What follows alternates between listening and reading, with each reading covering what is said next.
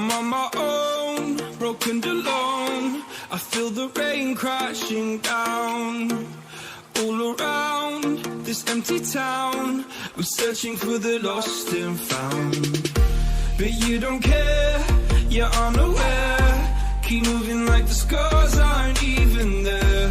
It's in the air, like a blazing flare. Just stare, cause the flames will burn us. I thought you were the one for me. That's why I gave you everything.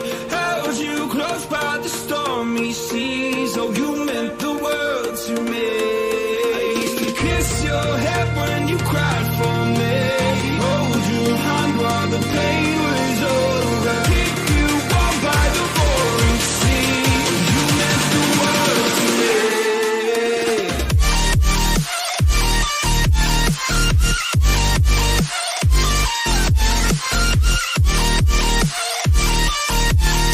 Oh, you meant the world to me.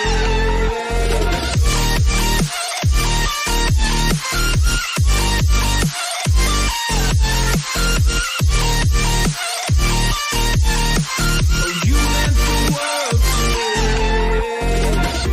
My darling dear, you're never here. When I'm in pain, you hide and disappear. Like shadows in the atmosphere, charting the stratosphere. Yeah. I prayed for you and kept you near, in hopes you'd chase away my fears. I'm on my own, you made it so, and now I'm chasing nightmares too. I used to run with you through the great big leaves, laugh at you when you laugh at me.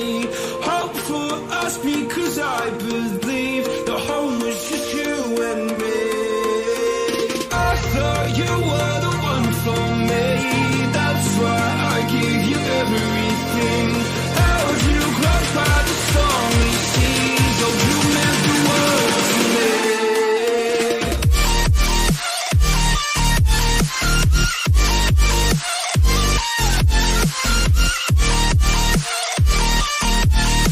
Oh, you meant the world to me.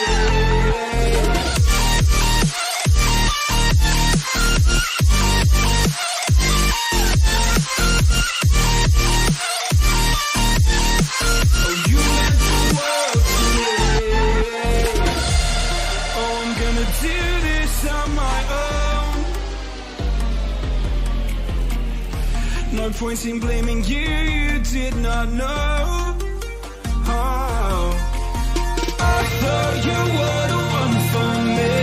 That's why I gave you everything. Held you close by the stormy seas. Oh, you meant the world to me.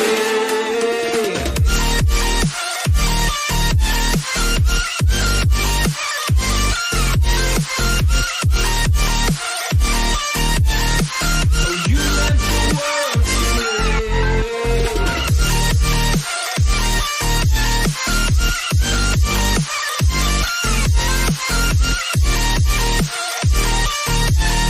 Oh, you meant the world to me. Oh, I'm gonna do this on my own. No point in blaming you, you did not know.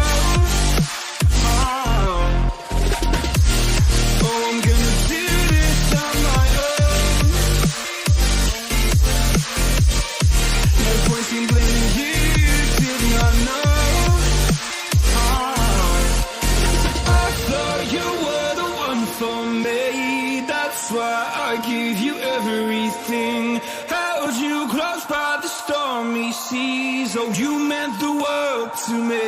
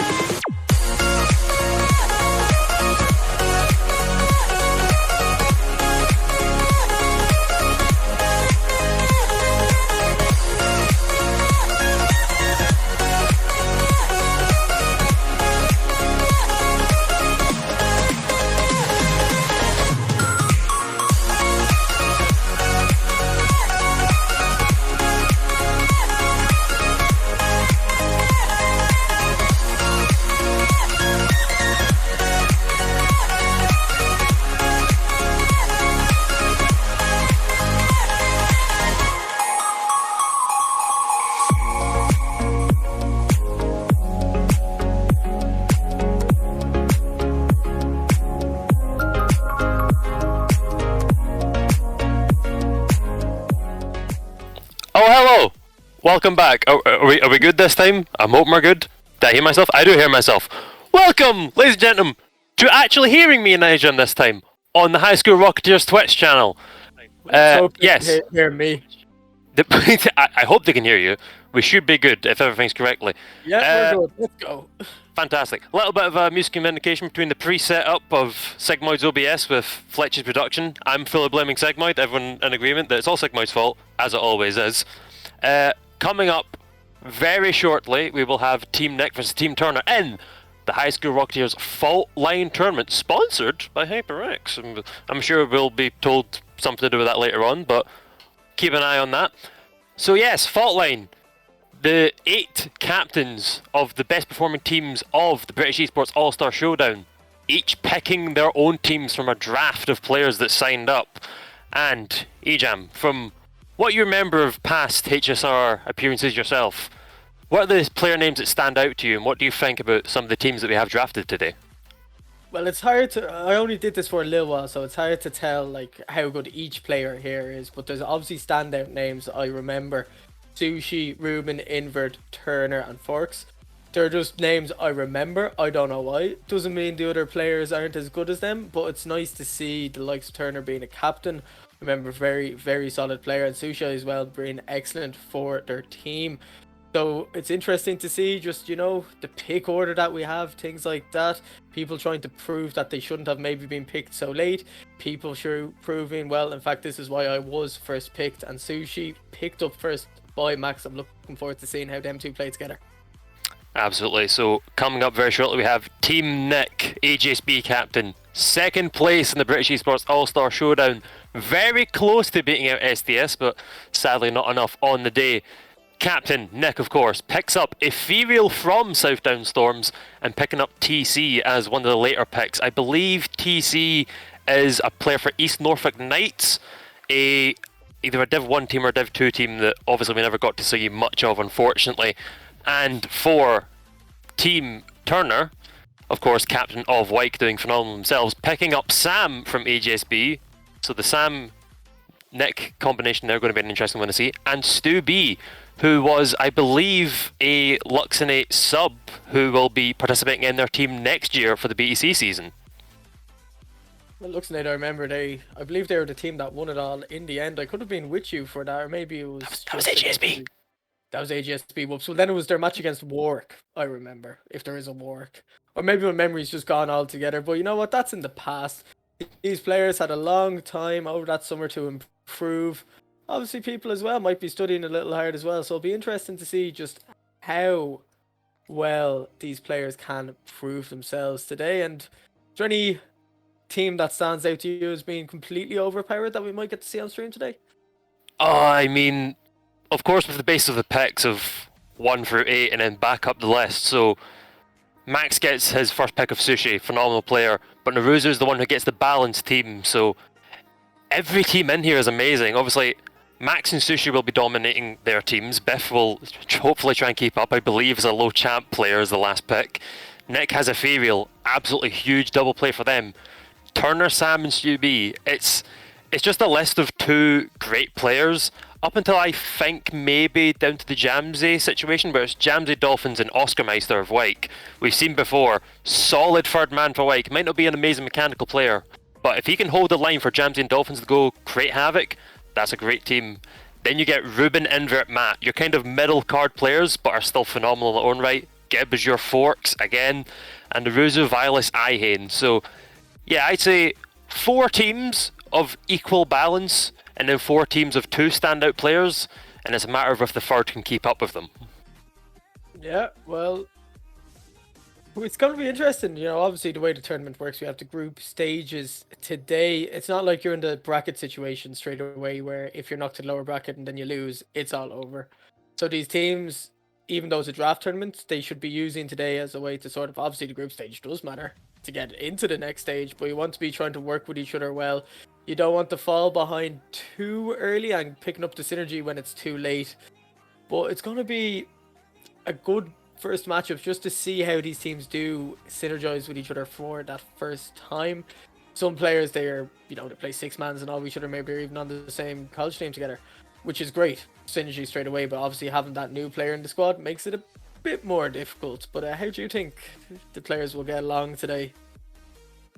Yeah, I think it's a very interesting one because the entire format of the tournament is much like the SMAD tournaments from the higher pro scene, where obviously all the captains are the captains of the respected BAS teams, but there's rules in place. You can't pick your own teammates or teammates from the same institution, so immediately that throws chemistry all over the point. So 6-mans, whatever rank games you're playing, that's the kind of only chemistry you may have, but these drafts were only done an hour ago at 5 o'clock, so teams have had a very short amount of time to prepare. Maybe the captains messaged their picks and were like, hey, I'm going to be picking you, let's play some ranked games the past week, but it's a very short time frame, and I'm hoping for a very scrappy bunch of games. Maybe some passes will come through, but this is mainly a brawl situation for the 8 captains, showing that they've got the power to pick a great team, lead them to victory, and show that maybe they are the fault line champions that HSR is looking for.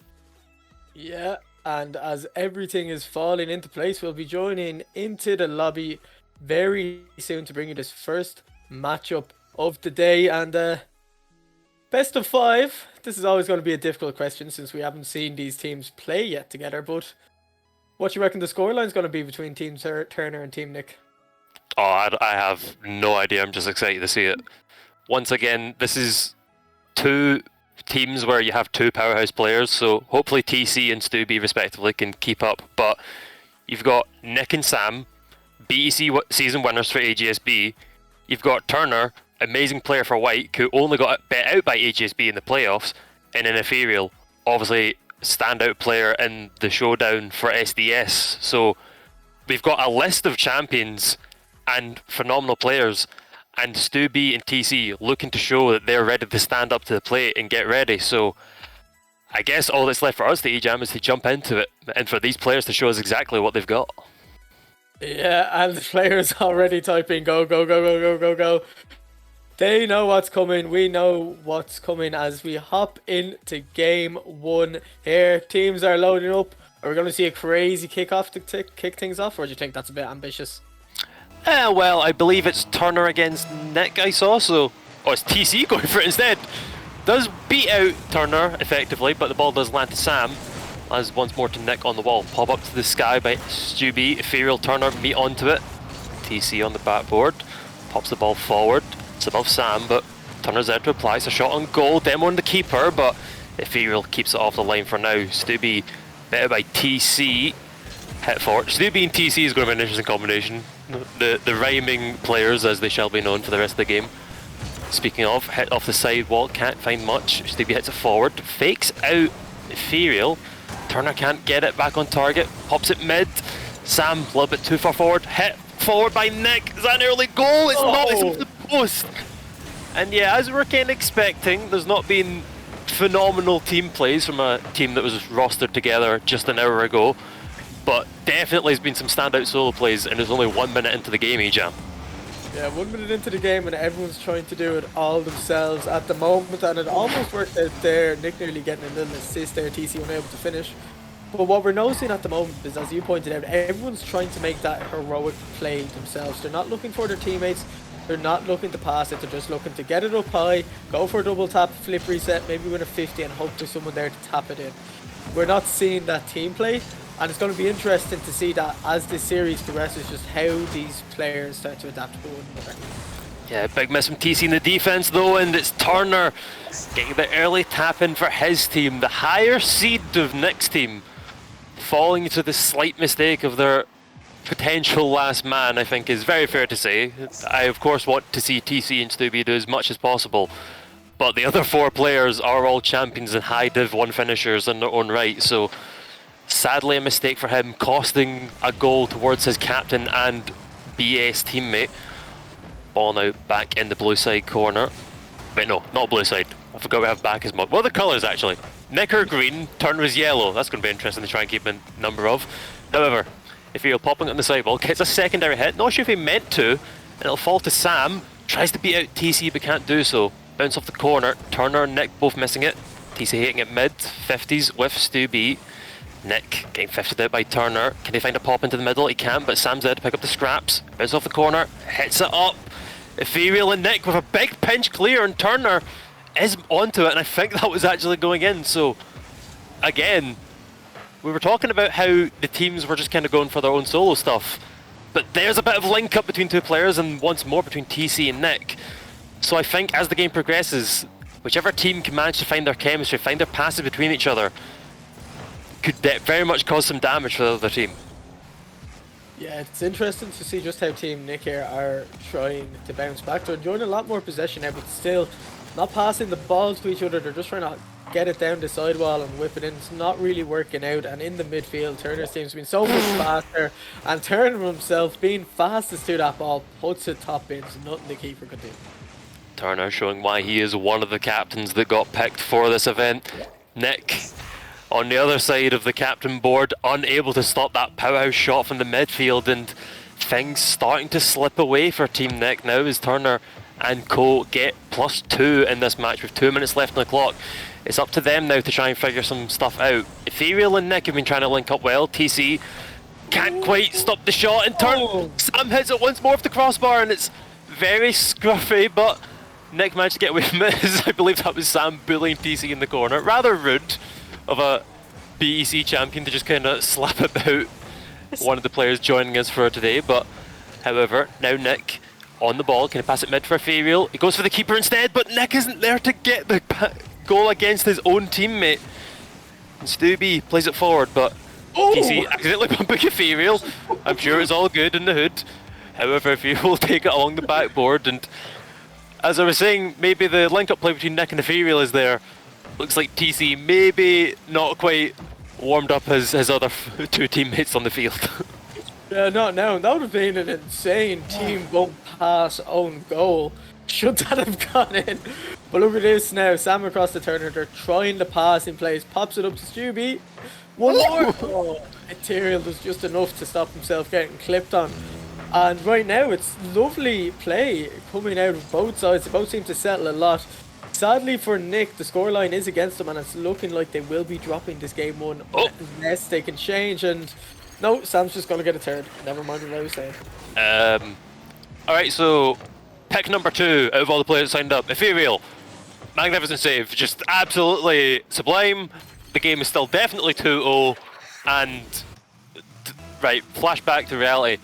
Ethereal, you really got to be saving shots like those if I'm going to start calling you one of the better players on this field. If not, TC and Stubby are going to be the ones taking up his spot. And that's just... maybe TC is a bit better than Ethereal. Just an absolute banger onto the... Oh, Turner dodged instead of double jumping, I think. Okay, so turns out Stubby and TC are actually the best players in the field. And the champions and high Div 1 players that I would assume to be stepping up, just taking a bit of a break, to be honest. So, in the blink of an eye, we've gone from an absolutely horrific play by one of the higher seeds in the game, followed by one of the captains making a bit of an error. So, just goes to show that although some of the players might be a bit favoured than some of the others, anything can happen in fault line. Yeah, draft tournaments, you don't know who's going to draw the lucky straw. All it takes is 2 good days of playing. You know, they don't need to be consistent for a whole month of league play. If they can just pop off today and tomorrow, that would be enough for their team. It doesn't matter what seed you are, but a late comeback drive here from Team Nick, but unfortunately it's too little too late, and the game will finish in favour of Team Turner. And from our opening series of today, is there anything you can take from it? What players have impressed you so far, and who do you think we've yet to see really warm up? I mean, Stu B sadly couldn't get the goal, but I did remember him going for an aerial downward spike pinch shot. Sadly was saved, I think, by Ethereal. TC obviously getting the goal, but if we're honest, it's more of a mistake from Turner that led to it. So, yeah, Turner obviously scoring 2 goals, just not maybe in the defensive saving mindset that he should be in. And yeah, Ethereal missing out on that crucial save that, honestly, if it went to 2-1 rather than 3-1, things could have potentially went different. A last-minute drive attack gets a goal, 2-2 overtime. But yeah, I think there's definitely some warming up for some of our higher-tiered players. And I think TC and Stubby doing well enough to not exactly be what I'd call a detriment to their teams either. Well, We'll see now just how this game gets on the second game. I mean, honestly, I'm expecting insane scrappy plays, but as the players are loading into the lobby, we can begin. And yeah, just the punch you're making there, it's all true, you know. But this game, brand new game, we'll see how the players get on. Absolutely. Once more into the breach for these two teams, or 4 standouts, hopefully getting a bit more warmed up, and TC and Stubby able to keep up with them as Turner gets a defensive clear to the sidewall. Ethereal flattens it with him. Stubby gets it by TC, going for the quick defensive read. Turner with his own read onto Nick, and now Ethereal pops it mid. That's very dangerous. Sam shot on goal. And again, out of all the players that were signed up and expected to perform well, Ethereal's really not been having the best 2 games so far. Yeah, a bit of a rough start for Ethereal, but you know what? It's not going to be over, and Turner is lagging at the moment, you know, so hopefully Team Nick might get a unfair 2v3 situation. I suppose, you know, desperate times, if they do lose this game, maybe they might hope they'll just have a 3v2 numbers advantage, but for now, I just want to see, will Ethereal be shook by all these mistakes, or can they bounce back, play an important part for Nick and his teammate TC, but Nick as well, the captain here, I'd like to see him really step it up now, see if he can rally the morale of the troops and show why they are a captain. Yeah, Nick, I think on their best days between Sam and Nick for AGSB, it's a battle for who the standout player is, but Sam just seems way more consistent, whereas Nick, he has his standout phenomenal games, but it's only on certain days of the week, and so far it doesn't seem like this is one of them. He's playing well, but he's not playing phenomenally, and against a team with your other standout teammate and a captain of a team that you managed to knock out in playoffs, but are no by means not a threat, just needs to start stepping up a bit more. As Stubby, big clear forward, Nick controls it though, bounces it off his own corner, comes forward, Turner, hit forward, shot on goal, TC gets the save, Sam and Nick once more, meeting heads. I'm sure there's going to be a little bit of a rivalry between those two every time they meet in the middle of the field. Ethereal, hit forward, only finds Stu B, but not a fantastic clear as Turner lets Ethereal hit it. Ball mid. Once more, just there's never really much threatening the Turner side goal. I say that as Ethereal managed to find a 50, hit up into the wall by Sam. TC off the sidewall. Turner hit mid, Ethereal can't manage to get onto the end hit of Turner, and other than that one hit by Ethereal, I was saying, there's not much attacking play coming from Nick's team. It's always in the midfield that stuff's kind of getting snuffed out. And so far, Turner's team just look a lot more solid. They do, yeah. They look much better at the moment just going forward. They're winning all of these big battles in the midfield. And when the ball does show up in their half, they have plenty of boost to just knock it forward like this again, you know. So Team Turner, they're doing great at keeping Nick out of their half, and as long as they can just keep them sort of pinned there, you know, it won't matter. But for now, Nick, they need a goal and they need one quickly. You can see now they're enjoying a bit of possession. Ethereal trying to do it all. They needed that so much, and just as I asked for it, Zappa, we get it. There he is, Turner missing the crucial clear. TC, all needs to do is pop that onto the backboard for one of his two teammates, and Ethereal, maybe potentially listening to us slagging him off and decided, hey, maybe I should play a little bit better. The absolutely dreadful save of last game, the pass midfield from this game, but now manages to find the equaliser from his team with a solid aerial, and now Nick and Ethereal meeting each other on the sidewall. Ethereal bringing it forward. Can't get the 50 with Turner though TC is there to smack it back midfield.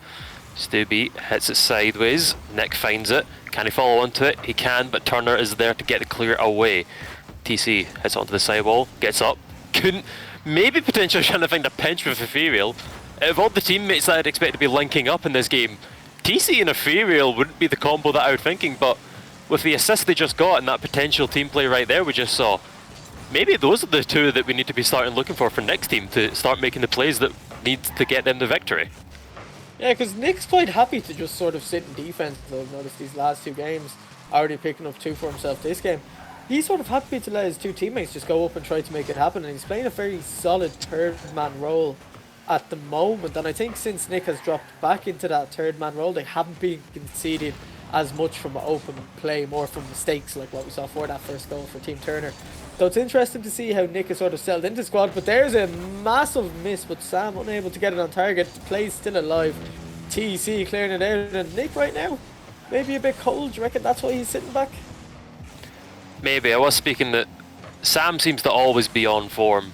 Nick maybe needs to find his mojo, get into the groove of things to try and show why he is one of the captains and a BEC champs winner. So, however, here's Sam once more. Didn't have enough boost to get onto the 50 with Ethereal. Nick manages to find a double to himself.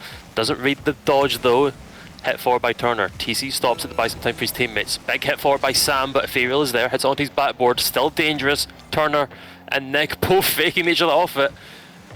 And now ball lingering still once more in the midfield. Turner hits it forward. TC, huge save! I think that was a pre-jump off the backboard. I thought he messed it up and wasn't going to get it. But the third man for Nick's team there when they need him. Ethereal popping the ball forward. Nick can't find it though. But it falls to TC. Just playing it slow in his corner. TC, Stu B, the last picks for both teams, having a clash of horns in the corner. Ball bounces off the corner, finds itself in the midfield. And from what was sort of the domination we saw in game 1, we have a very interesting overtime in game 2.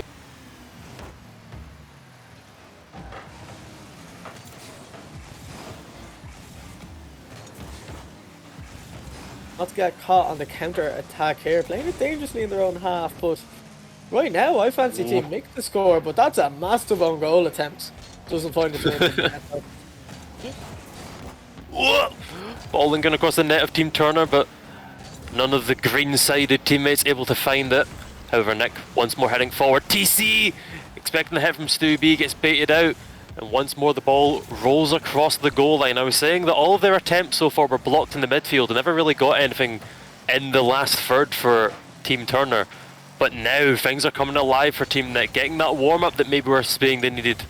Ethereal getting bet out by Turner's 50 in the corner, but a good hit forward by TC. Ethereal finds Nick, but I was expecting Nick to try and get a better hit, but maybe it's a third pass to Ethereal, but it's a huge misplay in the midfield, and once more it's a tap in for Turner. I couldn't quite see whose fault it was. Was it TC? It was. Just goes for a 50 with Turner, but he knows how to position his car, and it's a rolling goal to seal out game number 2 once again for Team Turner. Yeah, I feel bad for Nick. I honestly thought their team was the dominant one there for Turner, showing experience there, knowing exactly where to position themselves for that 50. And look at this, they're already in up quickly on Team's Nick side.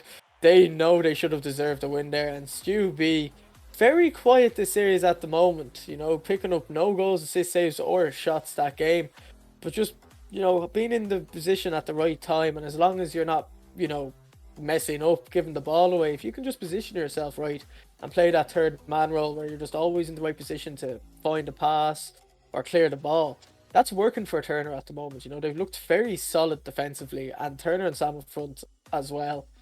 They're looking very strong. 9 shots from them that game. Like, that is insane. Very dominant performance.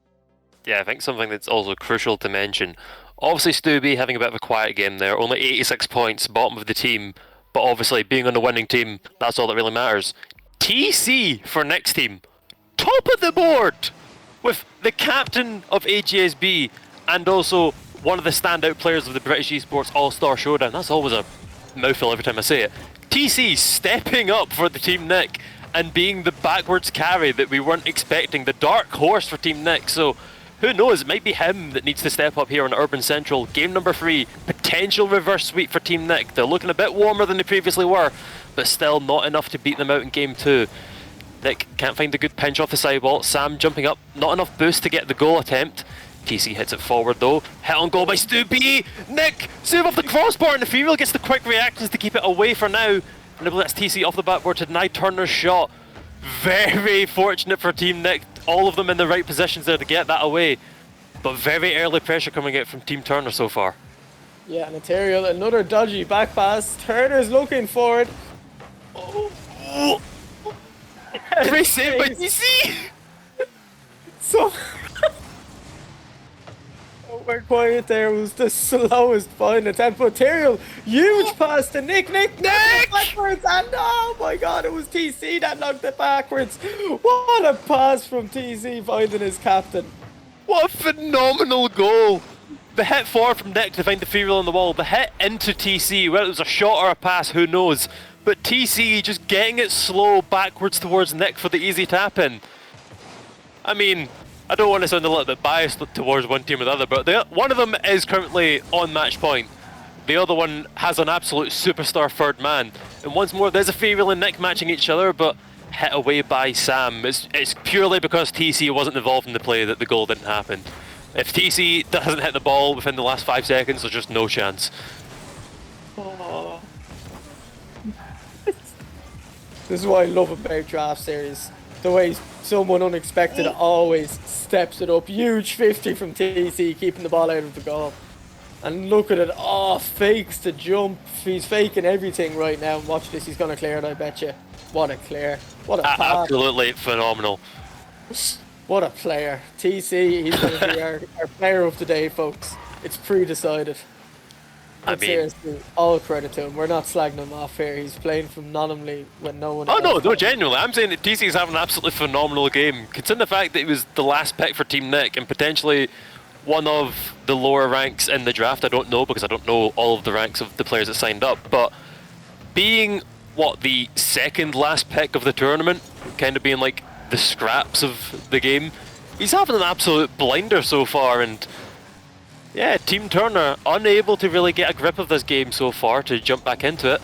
Nick beating out his teammate Sam to head it forward. Saved by Turner, keeping it on the left. Ethereal keeping it in the corner. Stubby up for it, hits it forward, but can only find TC. Soft touch into the corner. Sam pops it up, beats out Nick as well. Hit forward by Turner. He's in a bit of a 1v1 for Ethereal. Sam's hunting down Ethereal as well. He's stuck in the goal. And there's a dirty little trick to get back in this game. Sam hunting down Ethereal and Turner. Easy as you like tapping. And that's the equaliser for the team in yellow on this game number 3.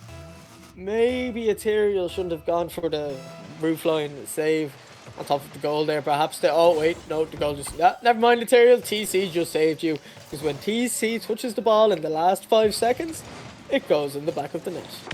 I mean... yeah. Not entirely sure, because obviously Turner, going for the cheat on the 50, a little bit too close, goes past him. I feel like Sam must have turned offensively towards the midfield rather than covering his own goal line, and that's how those goals start. You want to turn into the boost, get back into the midfield. Well, you're sacrificing the defense, and you're sacrificing the defense on Nick's side for Stubby to come in and slam an absolute banger.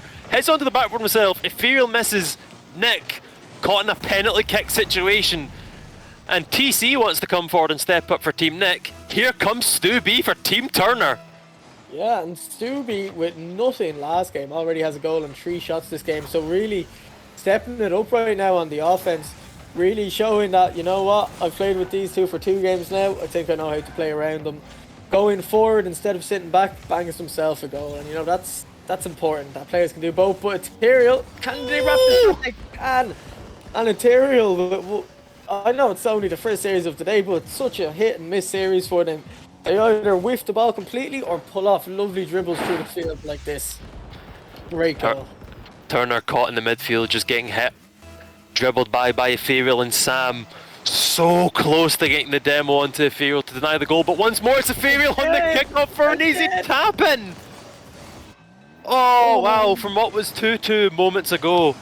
An absolute dominant kickoff from Ethereal to get it by Sam of all people, and Turner again rotating offensively to try and get back into the midfield, and it's another tap-in goal for Team Nick.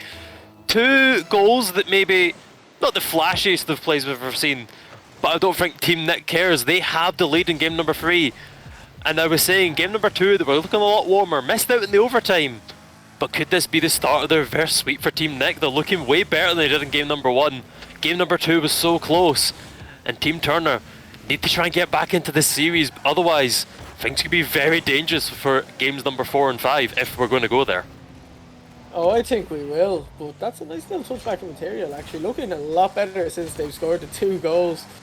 Oh, Nick! Oh, yeah. TC with the pass! And Nick showing that he is also a member of this team. He's the captain for a reason. It's not just the TC and Ethereal show. Absolutely dominant aerial. Turner misreading it. And it's just an absolute standout show for Team Nick here, Ejam. lovely, lovely play. And this team is warm. This team's looking good. Nick getting spun out there, unfortunately. Yeah, let's just ignore that happened and let's just pretend that didn't go in.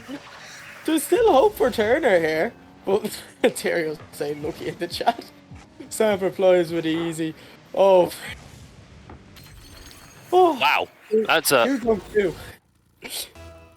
I mean, I think that's equal parts good goal for Sam, equal parts maybe not the best aerial defensive positioning for Ethereal there, going above the ball so that Sam can get it under him, but then also managing to have enough speed and the positioning to get it into the top right away from TC.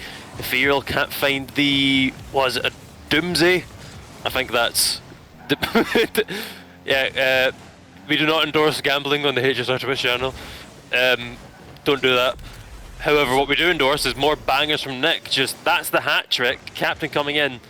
Turner hanging it to the sidewall. TC rotating out the sidewall. Nick coming in from the sidewall. And just no one really there to get it. And we've had an absolute banger in this game. 9 goals. 3 goals in the first one. 2 goals overtime for the second. Eventually ended by Turner. 9 goals on Urban Central here, Ejam. It's just been an absolute riot in the offense. Yeah, and TC! Of all players to miss, I would not have expected it to be TC. But when you're 3 goals up with 20 seconds left, it doesn't matter that everyone's on top of each other in midfield. This game has been decided within the last minute or so. Playing for pride at this stage, I suppose, but what a dominant performance from Team Nick. And honestly, I think that's going to give them a lot of momentum if they are to reverse sweep. Absolutely. 6 goals to 3. Give a quick look to the scoreboard because I think it's going to be very telling of that game, how things went. TC on the bottom, but definitely not scrounging for his teammate. Stu B, once again on the bottom, but close to the Turner. TC on the bottom, but close to the Ethereal. I think this was more of a standout game of the players we expected, but once again, just TC and Stu B, not write-offs in any means, both of them getting a goal for their team. Stu B having 2 assists and a bunch of phenomenal plays that we lost our minds at. This is definitely the best game from these 2 teams we've seen so far. It's just that Team Nick definitely had that edge to get another 3 goals, and again, we've said it before, they're stomping ahead. That's a phenomenal comeback game to bring themselves back into it. And Team Turner, they need to try and stomp out the fire that is Team Nick. The reverse sweep is knocking on the door, and you need to show yourselves here in Game 4 why you took those first 2 games and try and stop the pressure that is coming for you. Yeah, and Ethereal, the last player to load in. We are ready to go in Game 4. The reverse sweep dream is alive, and Turner, well, they might be thinking, you know what, lads, let's not get reverse swept here. Let's try close out the series now, because Game 5, anything can happen. Ethereal pop down mid. Nick can't get onto the end of it because there's 2 defenders. That's, I think, a rather adequate attempt for 2 defenders, so wasn't expecting much. Nick bouncing off the middle. TC pops it. Is Ethereal there? He is. Can't find it on goal, but couldn't get off the backboard either. Ethereal's up though, but the double defense of Sam and Stu B keeps it out for now. But again, all the pressure so far been from Nick. And Co, however, pop forward. Denied by Nick. Gonna hit it forward again. Ethereal can't. Does manage to find the steal. It was a beautiful top left shot by Nick, but it will go to the SDS man. And 39 seconds of just absolute pressure for the green side. Yeah, dude, this reverse sweep, it's looking very, very possible right now. And you know what? I'm almost rooting for them at this stage. Ethereal, horrible first 2 games, but now look what they're doing for their team. Phenomenal play, but Stewie looking for one on his own, but TC, what a series as well. So many players stepping it up now. And stop him! Wow. Well then. Turner beating out Ethereal off the backboard, and Sam showing why he was the MVP for the casters at the LAN event for BEC. Coming out strong for a powerful aerial down to the goal. Not yet letting his previous teammate run away with a reverse sweep attempt. Holding on to that one, holding on to the equalised goal. However, Nick pops it sideways to Ethereal, but Sam is there to shut it down before he gets an easy shot on goal. TC controls it onto the wall, pops it forward. Managed to head it forward again, but Ethereal was rotating out and Nick just not close enough. Ethereal save off the backboard, hit forward by Turner. Nick, very fortunate that Sam's hit went straight to him. Ethereal can't bump away Turner in the midfield, but it's a hit above goal for Stu B. Sam's there lingering. Pop forward, but Nick should have it covered. Turner though, hits it towards Sam. Oh, a little bit behind Sam, and it will go towards their own net. However, the demo, captain to captain, and things are getting very heated here in Utopia Coliseum.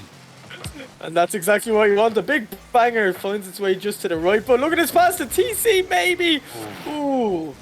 Everything TC's been touching this series normally turns to gold, but not quite this case. Nick, though, has to... Ooh, Stubby caught out there. TC knocks it against the wall. Good clear, though, now. And both of these teams, they're looking feisty, Sam. And you said you want a real scrappy series. It looks like we're finally getting it in Game 4. Absolutely. Ethereal not able to find the underside hit he was looking for. Turner will pick up the pieces in the corner. It's by TC, but Nick and Ethereal hit forward. TC's on the backboard, can't get the drop down. Oh, with the way he's been playing all series, I was honestly expecting that to be a phenomenal pass, but couldn't quite find it. Finds himself in the defense though. Buys time for his teammates to get back into the corner, but Sam's there, hits off the top left and it's not in. Nick hits it forward, TC. Oh, it's a missed error from Stu B. TC finds it, goes for the flip reset attempt. Okay, you trying to... I mean, fair enough. If you're going to go for it, but sadly unable to find the flip reset goal onto two of the phenomenal players from HSR of all things. However, finds a hit mid. I think it's a little bit behind Nick, and it falls to Sam onto the backboard, who's up for it. Turner, both him and Nick miss. Turner can't find the drop down shot from Stu B's pass. And from Team Turner managing to get away without a goal being scored on them. Team Nick, very much the same. You were talking about it getting very scrappy. Both teams missing out on goals by millimetres, and phenomenal ones at that. But 1 minute 30 left on the clock, and this is anybody's game from what was an absolute romp by Team Nick in the previous. Yeah, and it's so intense, both these players right now, giving it absolutely everything. As a shot, Turner, big save, gets it off the crossbar, gets another touch out, and that was brilliant play altogether. And the Tyrion now, well, flip reset. Oh, it's not dead yet though, as the ball is cleared out. Big boomer, but Team Turner there, they were under pressure, and honestly, Nick's team right now looking to make it Game 5 unless... Oh, Tyrion, what a save! Did not look comfortable at all. And now looking to shoot it, but I think Turner's there to save it in the end. But Ethereal coming up big there. this is a game of millimetres. If Ethereal had 5 more boosts in that play we just saw, probably the goal. TC and Turner trying to get the drop downs previously, could have been the goals. This is an absolutely phenomenal game. Stubby can't find the sandwich onto the goal line because TC is there to deny him. Hit forward by Ethereal, leaves it for Sam. Now, Stubby, big hit forward, decides to keep it away from TC so that the play can continue. Nick beating out Stubby with a little bit of a dribble, gets it by Turner. Sam is above him, it's an absolutely phenomenal shot to the top right, and Nick's team with 14 seconds left. The reverse sweep is back on the cards, scoring against his own teammate of all things. It's an absolute blinder here on Utopia Coliseum. Oh, what a flick. 14 seconds, and kickoffs usually go in the way of Team Nick as well, but not this one. But Ethereal, a huge clear out. Clock kicks down, it's on 5. Ethereal trying to get 3. The ball's in the perfect spot for Team Nick, but that's a big clear forward. Nick misses the ball on purpose. Ball drops. GG, 2-all in this series, and what a game. Everything to play for in Game 5. Oh god, we're going to Game 5. It's now Team Turner, the early pressure taking games 1 and 2. A lot of errors from Ethereal, to be fair, but still coming away with the win of all things. Games 3 and 4. Well, Game 3, absolute dominant performance by Team Nick. Both teams playing phenomenally. This game, oh my god, every player on the field was phenomenal. Just Team Nick coming out with that hit into the top right against his own teammate keeper. But now, coming to Game 5, it's whether or not Team Turner had a great start, then Team Nick took the lead. Once more beating out Game 4, but once again, we went from a 6-3 to a 2-1. It came back to a middle ground, a dangerous, dangerous middle ground. And I think this game is going to be an absolute firework. Both teams warmed up. Chemistry is definitely there. And it's an absolute who's guess to who will take Game 5 here on Champions Field. Yeah, and Turner looking to maybe get that first goal. Subi unable to receive it. TC with the clear. There's a shot sneaking in. Cleared out in CC in the end just to make sure. And Nick doing a few funny flips, but TC maybe trying to find a pair of knocks it forwards instead. That's going to be cleared out quite nicely. And yeah, both teams with Ethereal. Oh my god, Stubby was so awkward. I don't know how they kept that out, but Ethereal, quick awareness to find that shot. And well, if that didn't wake Stubby up, I don't know what will. They will be feeling very good about that save. What a crucial save that could be, because this could just be a 1-goal game. Ethereal back to deny Sam his chance at goal. However, Turner turning the ball in the midfield, pop forward. Nick though is onto it, using more boost to get it once more. Gets a flip reset, but sadly doesn't use it in the correct direction to get onto the ball once more. Deep hit into the back left. Ethereal is there, hit forward. Nick can't get the redirect. Demo on the keeper. It's an open goal for Turner, but Nick comes back and is able to get the save. And I was potentially thinking, these are two phenomenally offensive attacking teams, but we've seen some great defensive plays. But I have this feeling in my soul that this is going to be a 0-0 overtime game. I don't know why. Both teams have been scoring phenomenal goals, and there's been a large amount of them in some games. But I don't know, I feel like this is going to be an absolute nail-biter finish, but I don't know, my predictions aren't always true, so we'll have to see how the game progresses. Sam can't get the hit forward by TC. Soft touch to Turner. Bounce off the backboard. Sam can't find it. Turner can though. Bounce off the post. Nick 50s it with Stu B. The very close call there for Team Nick, but managed to get away with it. Sam pops over TC. Can't beat out Nick though. All the pressure mounting on Team Nick by Turner and Co. Hit forward by Stu B onto the backboard. Ethereal misses the clear. Hit up by Sam away from TC. Keeps it on the backboard. Gets it himself! And well, there goes my prediction of a 0-0 overtime. But I'm very happy about it. It's a phenomenal goal from Sam. Gets onto it again to keep it away from Ethereal. And Turner's there to snap it in. 1-0 for Team Turner. Can they deny the reverse sweep? They've got another 3 minutes to find out. I'm just trying to get over how much Sam peaked there. That was actually incredible. And as Ethereal is saying in chat, peak for no reason challenge. I mean, I don't think anyone was expecting that one, but TC coming so close with Team Turner at the moment, trying to make sure they're not going to get reverse swept, and it's looking tough at the moment. They're 1 goal down, but they're enjoying this pressure right now, and they just need to keep the ball up here as long as they can. Yeah, the longer the pressure remains in Team Turner's half, the more that Team Nick can get the mid boost and keep coming in, applying more pressure. TC with a flying hit into the corner. Turner up for it. Sam on the backboard to keep things safe. Turner though, big 51 against Nick. Can't find the bump against TC. And once more the play will come forward. Ethereal with some time. Pops onto the backboard. He's up for the shot himself. Gets denied by, I believe that was Sam. TC once more hitting it off the side. Can't manage to find anything. Leaves it for Nick. Picks up the boost. Turns. Gets it by Turner. Sam hits it forward though. TC, can he get onto the wall and hit it forward? He can. Is Ethereal lingering on the left side?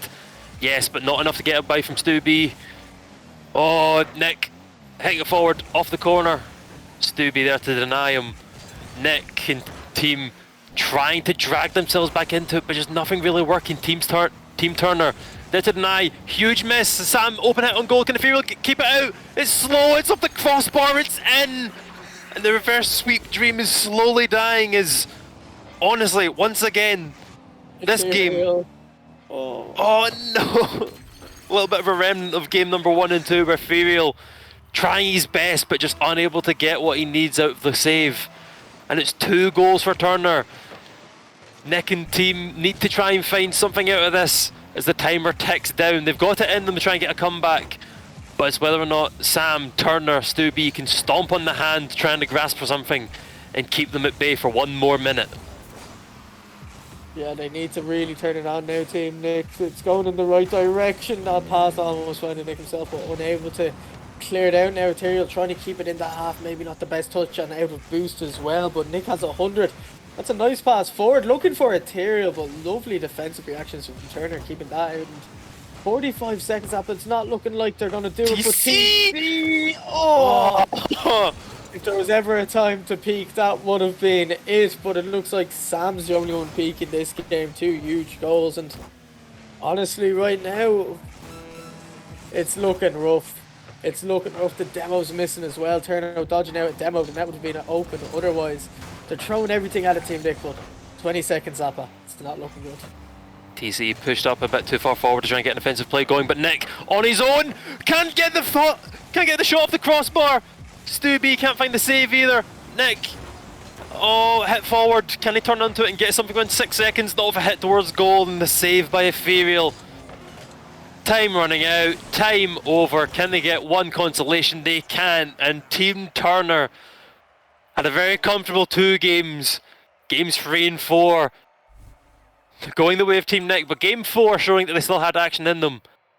And they deny the reverse sweep. Team Turner, Stu B, Sam beat out Team Nick, TC and Ethereal.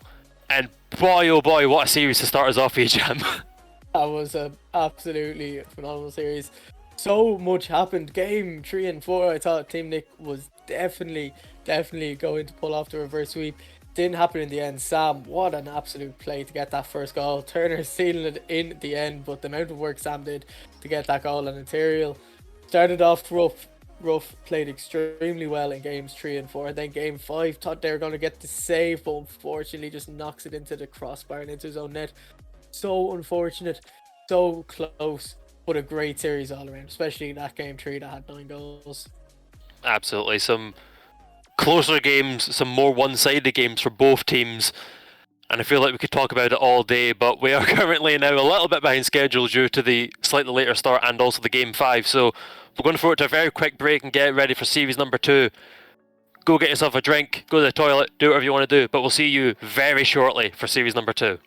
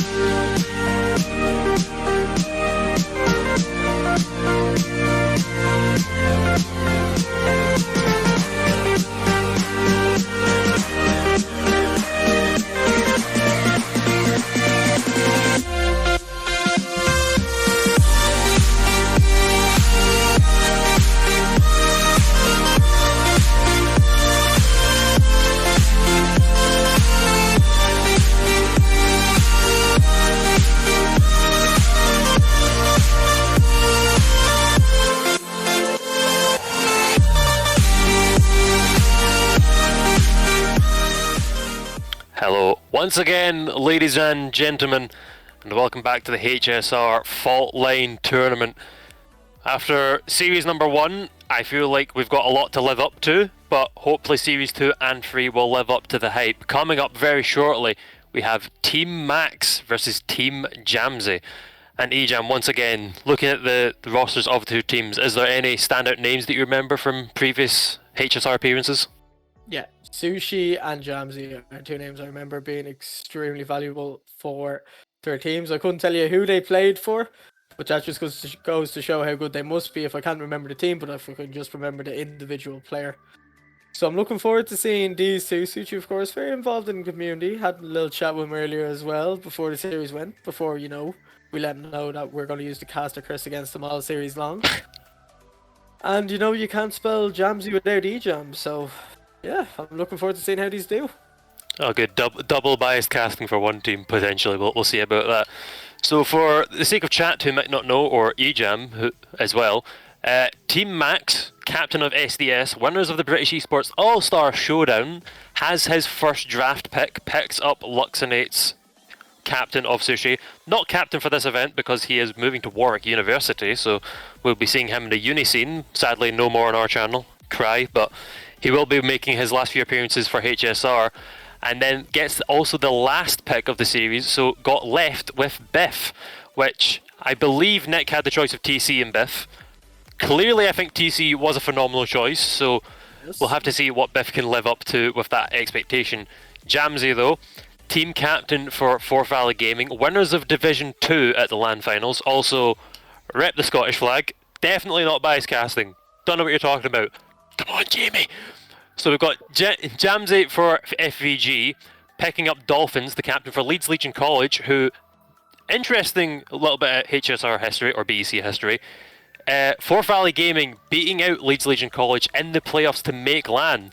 And because of that, the two lads started talking with each other, realising, hey, there's more to life than just Rocket League, becoming good pals, so I'm very much expecting some good chemistry between them and Oscar Meister. The phenomenal third man performance for Wyke against AGSB, but it's whether or not he can match up that expectations. We've seen solid third man performances, and we've seen situations where he's just kind of a bit lacking behind Turner and Invert and just kind of letting them run the show. So definitely two very interesting teams coming up, Ejam, and I know we, once again, don't really know what's going to happen, but any predictions from your side?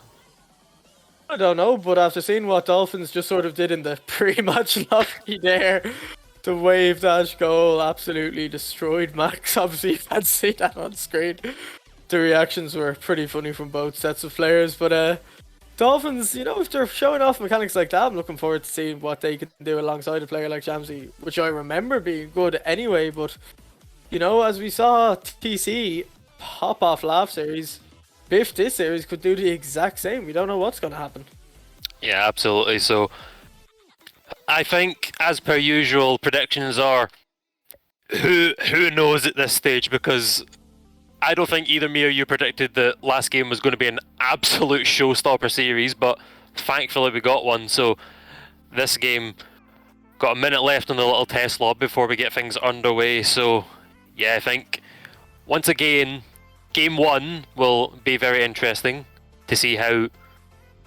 Also something to note, this is Series 2, so these teams have had games in the background, which I will check quickly. How did their games go? Team Jamsey losing 3-1 against Team Naruzu, who we sadly won't be seeing on stream due to just picking matches. Someone wasn't going to get streamed.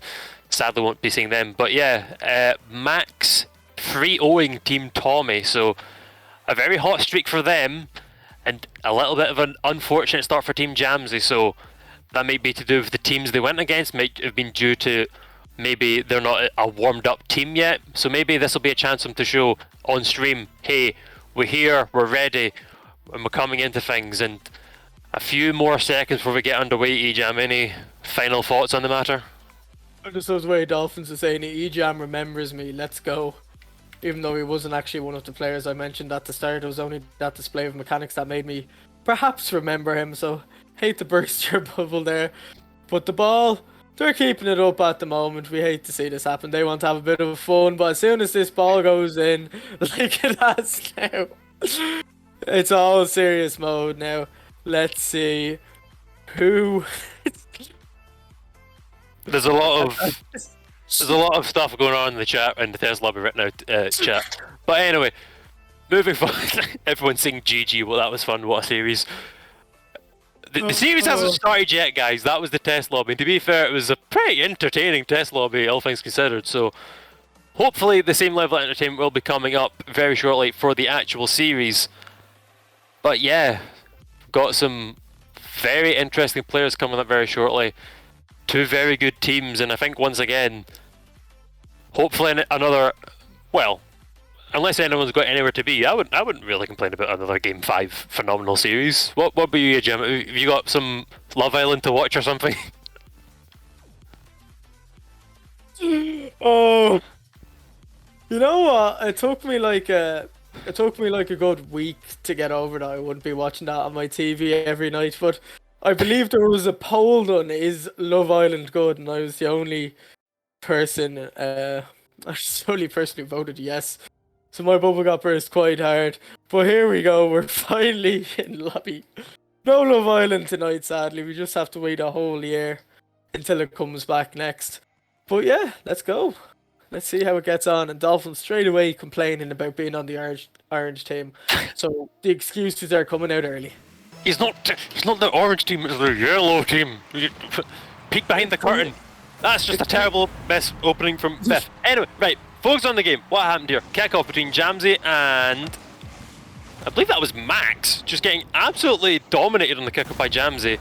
And Beth, the last pick of the draft, unfortunately not able to get that wall read. And yeah, a very quick opening for Team Jamsey. And so whether or not the Team Max can jump back into the series, or this game rather, 1 goal down. Hit from Max, can't really find anything. Jamsey smacked forward again. Biff clearing it across his own goal line into the top left. Will pick up the boost, challenge Dolphins. Manages to get a hit on the ball, but it's Jamsey. Soft touch, baits out Max. But Max using a lot of boost there to try and get back onto it, but does manage to do so to keep it away from the Forth Valley captain.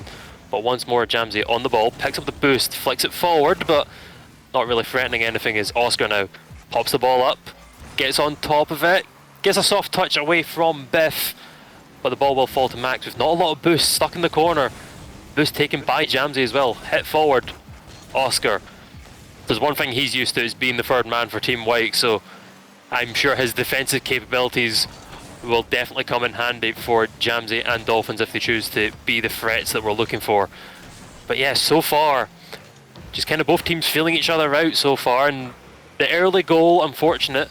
But other than that, there's not been a lot of standout plays from really anyone, and I'm sure as the series gets underway and the teams get to know each other, this could be a very interesting one later on. Yeah, it might be. Dolphins going for a bit of a free flip, didn't work out. Jamsey now maybe pinching it in the corner, takes the touch instead, almost stung Sushi. Gets cleared out in the end, but no real opportunities other than the goal. The game's still settled down, but you can tell that these teams have played a series already together, but Max yet to drop a game in today's series, so you know they don't know what's like to lose, so we'll see how they bounce back mentally from that should they lose this game. But still a long time to go, and that was a big pinch. Oh my god, I thought Jamsey was going to own goal, and it's a bit of chaos everywhere right now, but no goals going in the end. A very fortunate pinch there for Team Jamsey. Sadly, wait no, Team Max rather. It was the blue team going towards the orange goal, and it was Jamsey that got the clearance. Hold my thought. Pop forward by Dolphins. Jamsey can't get onto the end of it. Very fortunate pinch, sadly not going in. And yeah, I should say, Jamsey looking like going potentially for a bit of an own goal, but I think the soft touch against his own wall took away from Ethereal just enough for him to not be able to get it. So, might have been just what they needed.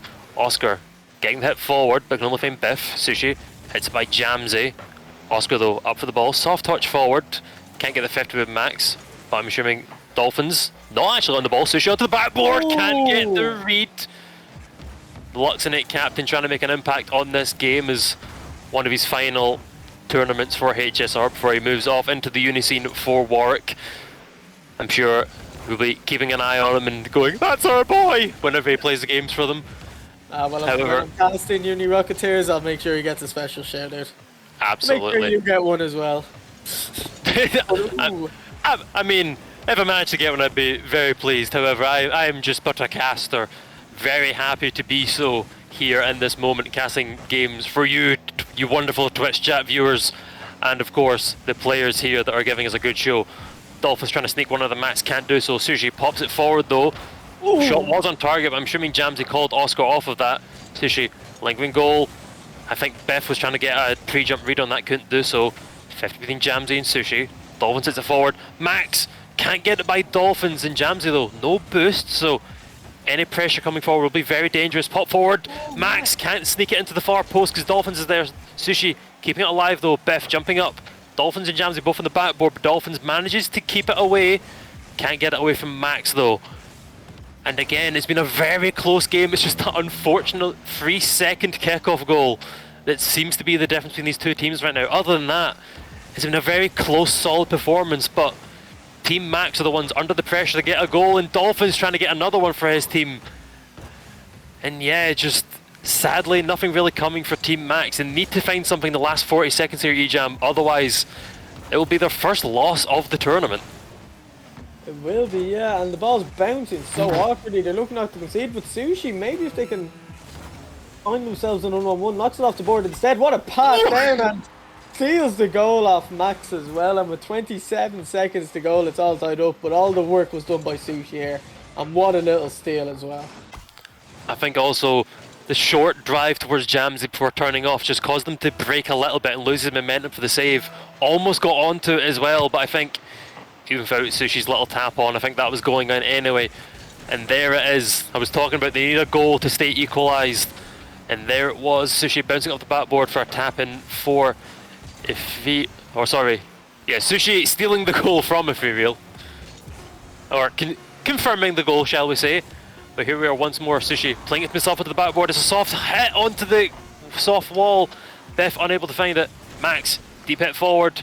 Jamsey's on the backboard though, keeps it safe. Sushi keeping it alive, but will hit the floor. And from last series where game one was a little bit of a one-sided affair, coming in game one overtime between these two, it's definitely a lot closer and a lot more entertaining than we've had before. And sadly, one team will have to lose, and it's a matter of which it's going to be, Jam. Yeah, and both teams looking as equal as to one another as possible, and maybe an opportunity here, but Jamsey lovely save in the end and keeping it out, and now it's being counter-attacked quickly. Dolphins looking to get it going, stays up. What a touch by Max. But the players now, they know how bad it can feel losing a game one overtime. And after a questionable touch, Sushi unable to finish, and Jamsey just clears the danger in the end. But Oscar thought they were going to get a lovely hooks there, pinch to redeem themselves, but can't quite find it. A little scrappy at the moment, but as the ball's going forward, I'm not sure did Max miss, or maybe he thought he was going to hit it. Whatever it was, Jamsey with the big boomer. And oh no, Yeah, I think Max had a very extreme amount of faith in Oscar hitting that though. Dare I say that maybe on the HSB game day he'd get that, but Oscar much more known for his defense plays than the attacking plays, and who knows, maybe it was a deliberate fake. However, due to the early kickoff goal and that fake there from Oscar in overtime, Team Jamsey steal away the first game from Team Max. They now know the taste of defeat. Jamsey sadly knows it too well, 3-1 defeat in his first series, but coming in strong against Team Max, and as always, maybe it's not a case of Team Max are just a runaway team who's going to win everything. Jamsey isn't a bad team. Maybe it's just who you play and the matchups you get and the chemistry you have. Maybe Team Jamsey are just a more rock, paper, scissors team than Team Max is. Or maybe Team Max just need that little bit extra to come into it. Either way, a very good team won. A very good game won. Team one. And team one. Doesn't even say team one, it says Team Jamsey and Team Max, so I don't know where that came from. Very good game won. Indeed, Jam, what did you think? Any standout players, any weaknesses that you saw getting abused, and what do you think that both teams need to do for Team 2? For Game 2. I'm just gonna... Right, I'm leaving. For Game 2, what do you think needs to change for both teams? So for Team 1, or Team Max we'll call them, I think Sushi just needs to absolutely pop off. And for Team 2, or Team Jamsey, I think Oscar is the weak point on that team. Just getting caught out with a few bad reads, but I'm very impressed with Dolphins, I have to say, so far. Really stepping it up. But Jamsey, I mean, most points in the game by a long shot, 3 saves, 2 goals, plenty of shots. Really the standout performance. So I think I would send maybe Biff, the last drafted player, to maybe try hunt down Jamsey, take them out of the game altogether, and just hope that this space is open up that way. Pop for by Dolphins, saved away by Max. And yeah, you were saying there that Biff's strategy could just be to try and target the key player for Team Jamsey, being himself, and go for what I think is known throughout the community a little bit, oddly enough, as the Oscar Meister technique, because I can't remember what series it was, but there's a series where he was just focusing on demos, allowing Turner and Invert the space they needed to get the goals, and sadly none coming for Team Max there, as that little bit of pressure will snuff out.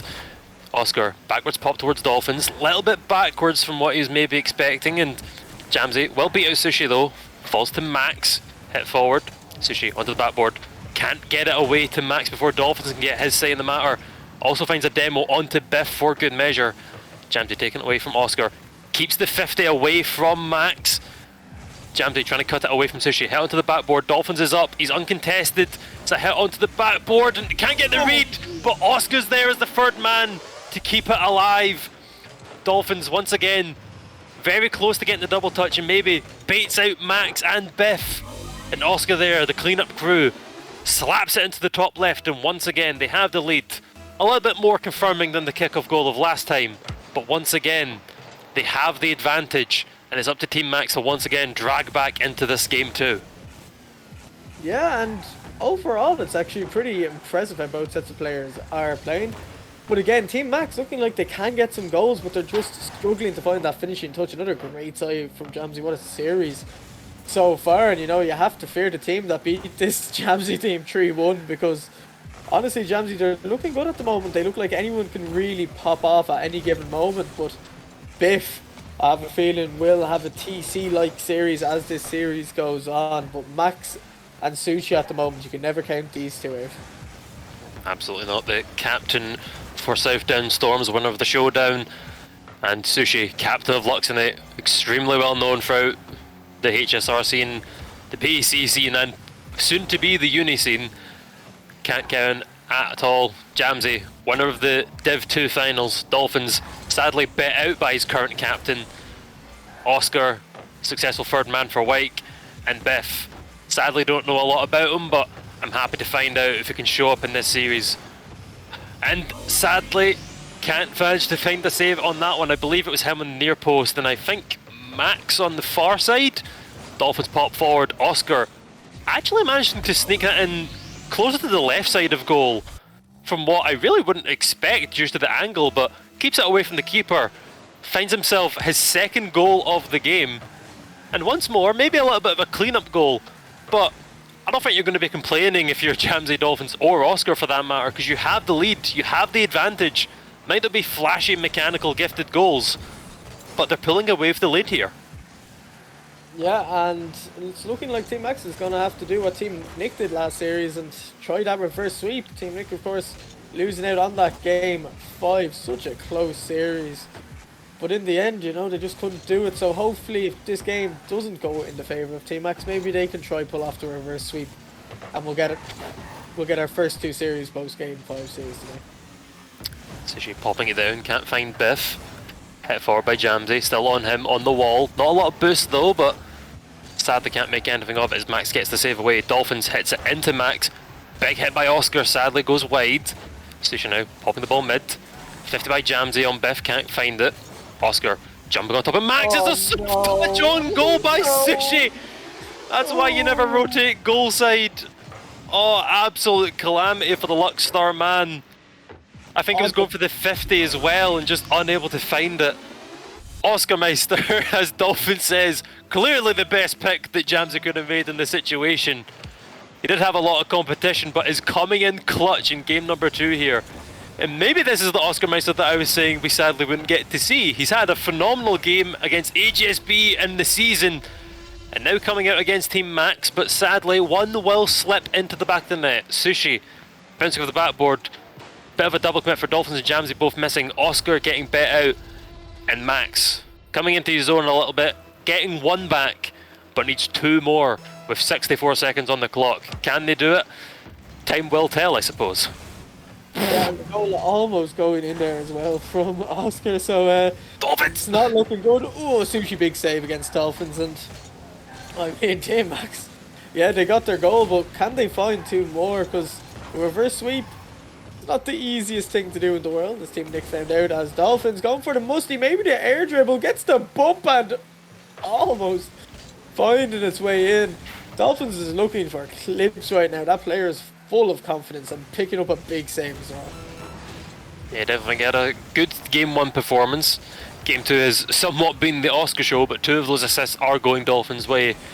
Maybe he's looking at Oscar's fantastic hat-trick and going, I want some of that action, trying to get himself on the score sheet. But right now, ball's bouncing off the backboard. Max is there to get a tap. Dolphins gets a touch, but not enough to keep it away from the goal line. And 14 seconds left. There's still hope for Team Max, but it's definitely not comfortable. And maybe Team Jamsey just need to focus for that short amount of time, keep themselves even, keep themselves one goal ahead, if not another one, if they can potentially score one, and keep Team Max away from coming back into this game. Yeah, I mean, honestly, right now, I was hoping I think it's probably over. But I think this game could potentially be over. Actually, Jamsey maybe should have let that die. Nah, respect the rule, I don't know, what, rule 2, don't let the ball drop, something like that. Well, the first rule of Rocket League is keep the ball up in the air. And No, the first rule of Rocket League is if you lock horns, you need to do it. And rule That's rule 1. And one's called rule 1 and one's called the first rule of Rocket League. That's the way it is. Shut up. Anyway, Game 2 going the way of Team Jamsey, a little bit less solid than we saw last time. Kind of a similar situation to the Team Nick and Team Turner incident, where Game 1 was kind of a stomp. Game 2 went the way of Team Turner, but then it was a lot closer and the other team started to come back into it. So who knows, maybe by Series 1 logic, Max and Team are just going to come out and stomp Game 2 and then 4 will be close. Who knows, time will tell. But again, Oscar, 3 goals, absolutely solid performance. Biff, sadly not as many points as his 2 very well-known teammates. I don't think we can entirely blame him, but needs to try and step up a little bit. Just get passes if possible. Just get good saves, good clearances. He doesn't need to be the flashy mechanical player of Team Max. That's not what his role is meant to be, especially given how Max and Sushi's playstyles affect their gameplay. But yeah, as you said when I asked you what teams need to do differently, Biff just needs to try and come into this game on his own. Doesn't need to match what's happening with the other players, just needs to be his own player and try and be solid enough to keep his team alive. Yeah, I'd agree with you there. It's always... Ooh, I thought there was going to be something special happening there, but Sushi does knocking it out in the end. And Biff stepping it up, I suppose, you know, definitely no disrespect to the player, but other captains, 7 captains had a choice and they all decided to pass on Biff. So perhaps that could be playing in the back of Biff's mind right now. But then again, it could also be playing, I want to prove these people wrong. I shouldn't have been last picked. I'm going to prove myself here. It's all about the mindset of Sushi. A lovely flick on Max, looking to just tap this in. Dolphins is awkward.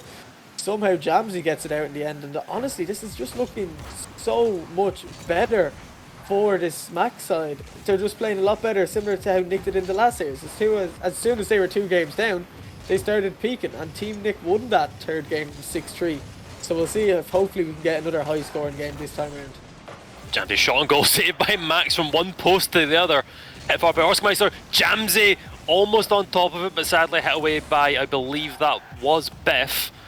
Dolphins getting a 58 with said player just mentioned. Sushi now hang it forward. Oscar pop forward in the midfield. Jamsey trying to beat out Biff. Gets a 50. Both players landing the ball. Biff though getting the hit forward. Gets a 50 with Dolphins and almost very close to getting an absolute standout goal. And I've also just checked to see which team Biff is a part of. He is also a member of East Norfolk Knights, much like TC we saw before. So we know that East Norfolk Knights can cause one player to step up in the ranks. Biff can potentially follow, gets an air dribble past one, shot on goal. It's Oh my! Is that... What's the opposite of a caster's curse? Caster's blessing? Just took it absolutely past Jamsey and slots it into the close left corner away from Dolphins. But the East Norfolk Knights are just producing some of the bottom picked teams that just have absolutely cracked players. Absolutely phenomenal play and goal for Biff there. And bringing Team Max back into the fold, and Sushi with another close angle goal. It's all falling apart for Team Jamsey. Oh, we're going to game 5 again. I mean, I was saying if it's going to be a repeat of Series 1, this is going to be an absolute stomp for Team Max. Game 4 will be close, and then it's up to anybody's game for Game 5, so Dolphins now coming off the sidewall, can only really find towards Max. Jamsey getting a 50 with Max, falls down, Sushi! He's missed an open goal, he's pulled a Sushi, ladies and gentlemen. That had to happen at some point, I suppose. Oh, that was an absolute easy tap-in goal for the Luxonate captain, but it's absolutely whiffed it. But Max and Biff almost managed to find some... I'm not even sure what that was, like some pinch, close angle goal. Biff's just having an absolute stomper in this game. He's just massively stepped up. Suppose the same as what happened with TC for next side. It was games 3 and 4 where he was stepping up. Games 1 and 2 was a little bit quiet. Having a little bit of deja vu, I suppose. Different teams, same gameplay. We'll have to see. Is Jamsey can't manage to find the pass to Dolphins. Max has all the time in the world to keep it away from Oscar on the sidewall. Sushi gets an extra hit. Bump onto Biff from Oscar, denying him from keeping it. Now Jamsey pops it mid to Dolphins, but quick reply from Sushi to stomp onto that. Jamsey though, a little bit of an air dribble. Can I find the double touch? He can! But it's off the crossbar! Tell you what, 2 goals for Max, none for Jamsey, but you can't fault their offense. They are trying to get back into this game, just getting denied by the woodwork. 2 goals, 1.5 minutes, but definitely anybody's game. I wouldn't call this set for Team Max just yet. Quite yet, but it's still a very, very close game despite the scoreline difference.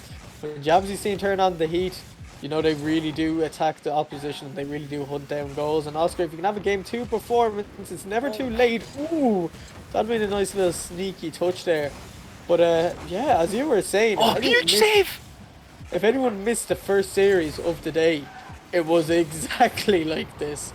The similarities are incredible, and bit of a double whiff coming through now. Now a few fakes. Jamsey actually sees a little space, knocks it a little bit too high, but now Dolphins. Offense! Oh, lovely placement, and 52 seconds. There's hope still. Jamsey going for the backboard double read, couldn't find it because it's too close, but gets the absolute perfect pinch to keep it back into the midfield. And Dolphins is there to reply. Didn't have a lot of boost, but I think just because of how close it was and the keeper's positioning from Jamsey's hit, just an easy tap in. Now, with all the boost, managed to find the hit off the midfield. Can he get the second touch? He can, but not before Max gets his. Hit forward by Jamsey. Can Oscar get a redirect? He can't. Once more, I praise Oscar all the time for his defensive capabilities. Maybe not there on the offense. Hit from Jamsey. The Dolphins has jumped too early. There's no one there on the side for Team Max to get an early capitalisation, but that was a very close one for Team Jamsey. And now, 30 seconds left. 1 goal in it. Max can only hit it off of the top of Jamsey's car to hit it over the bar. And all the pressures for Team Max. 15 seconds left. Team Jamsey need to find something to get back into this. Hit off the backboard, lingering. Dolphins hits to the right to Jamsey. Pop forward. Oscar can't find the hit. No. Sushi controlling the ball in the corner. Jamsey with no boost. Dolphins make a pinch towards Oscar, but will bounce off the sidewall, hit the floor. And Team Max, not in dominating fashion like we saw in Game 3 for Team Nick, but coming away with the win at the very least. And once again, a very close game between these two sides. And Game 4 is going to be a very interesting one, especially with the fact that all the members of Team Jamsey have been doing well. Maybe Oscar should be hitting some balls that he hasn't, but Biff from East Norfolk Knights, much like his TC teammate, stepping up in a huge way. 4 shots, 1 goal. Not much saves, but we'll work on that in the defense aspect. But huge attacking aspect for all members of Team Max and coming away with the win for Game 3. Yeah, and I love how quickly everyone's getting ready up as well. They really want to get into this as quickly as possible. I think Team Max right now, they're feeling good. Team Jamsy though, it shouldn't spook them too much, but I'd still be a little worried if I was them, because Biff looked very good that last game after our first quiet too. Yeah, absolutely. And once again, coming into game number 4. Big kickoff there for Jamsy. Dolphins can't get on the end of it though. Oscar will pinch it with himself. Biff going for the reply. Can't quite find it by millimeters. Jamsy itself hit onto the sidewall. Can't get it again. Sushi hit forward. Is it an open goal? It sort of was, but it was a difficult hit. Hit from Max won't go in anywhere. Once again, hit across goal. Max is up. Demo on Oscar Meister. Demo on Jamsy, but Dolphins, the last solo defensive player for the team in yellow, managing to get away with it. Big hit forward by Jamsy. Big clearance by Biff. The ball is coming towards the goal, and Dolphins eventually getting back for it. I think Oscar might not have had a lot of boost maybe and couldn't quite get onto it. Big hit from Dolphins though. Sushi off the sidewall. Jamsy letting Dolphins have that one once again. Just big pinches coming back into the side of Team Jamsy. Hit against the corner. Play across the field by Max. Sushi into the corner. Gets up onto it. Backboard. Is there anyone there to reply? It's Max. Can't get onto it because I think he thought Dolphins had a shot. Oscar dribbling the ball. Can't get it by Sushi though. And it's been so much pressure for Team Max and Jamsy's team. You're just looking for one big clear or one big break into play, which could potentially be right now, to just gather yourselves, get out of it. Oscar shot on goal above Sushi, but I think just the double jump to get his air, I think if that was a little bit left or a little bit right, could have caused problems for the Luxnate man. But hit forward again by Oscar, and I was saying before that it's the defense of Oscar you want to focus on, maybe not the attack, but that's 2 quick shots in quick succession that just about haven't gone in. That's a pass to Jamsy, hit off the backboard. Where's Dolphins? He's lingering in the midfield. I think Oscar came up for it instead. Ball dropping down. Oscar pinching it again off the side. Jamsy, touch on goal, but Sushi keeps it out. The first minute of the game was absolutely dominated by Max's team. The last minute of the game, Dolphins and Jamsy just absolutely everywhere. And Oscar with shots galore, but sadly none going in. Sushi going for a backboard shot. And it's just been absolute chaos the first 2 minutes, E-Jam. It's been absolute carnage, but very exciting Rocket League we have here. Biff looking for Max here. It's dropping down nicely. Oh, the pass back, and oh, he got dunked. And Dolphins trying to find his teammate. Oscar unable to reach it in time. Jamsy now looking to just slow it down, but Biff is speeding it back up, knocking it towards that goal. But finally, both sets of players have time to breathe, or do they? As Max, that's just over the crossbar, and Jamsy's looking a bit under pressure, but I guess that's one way of just shutting down Biff. Just Jesus.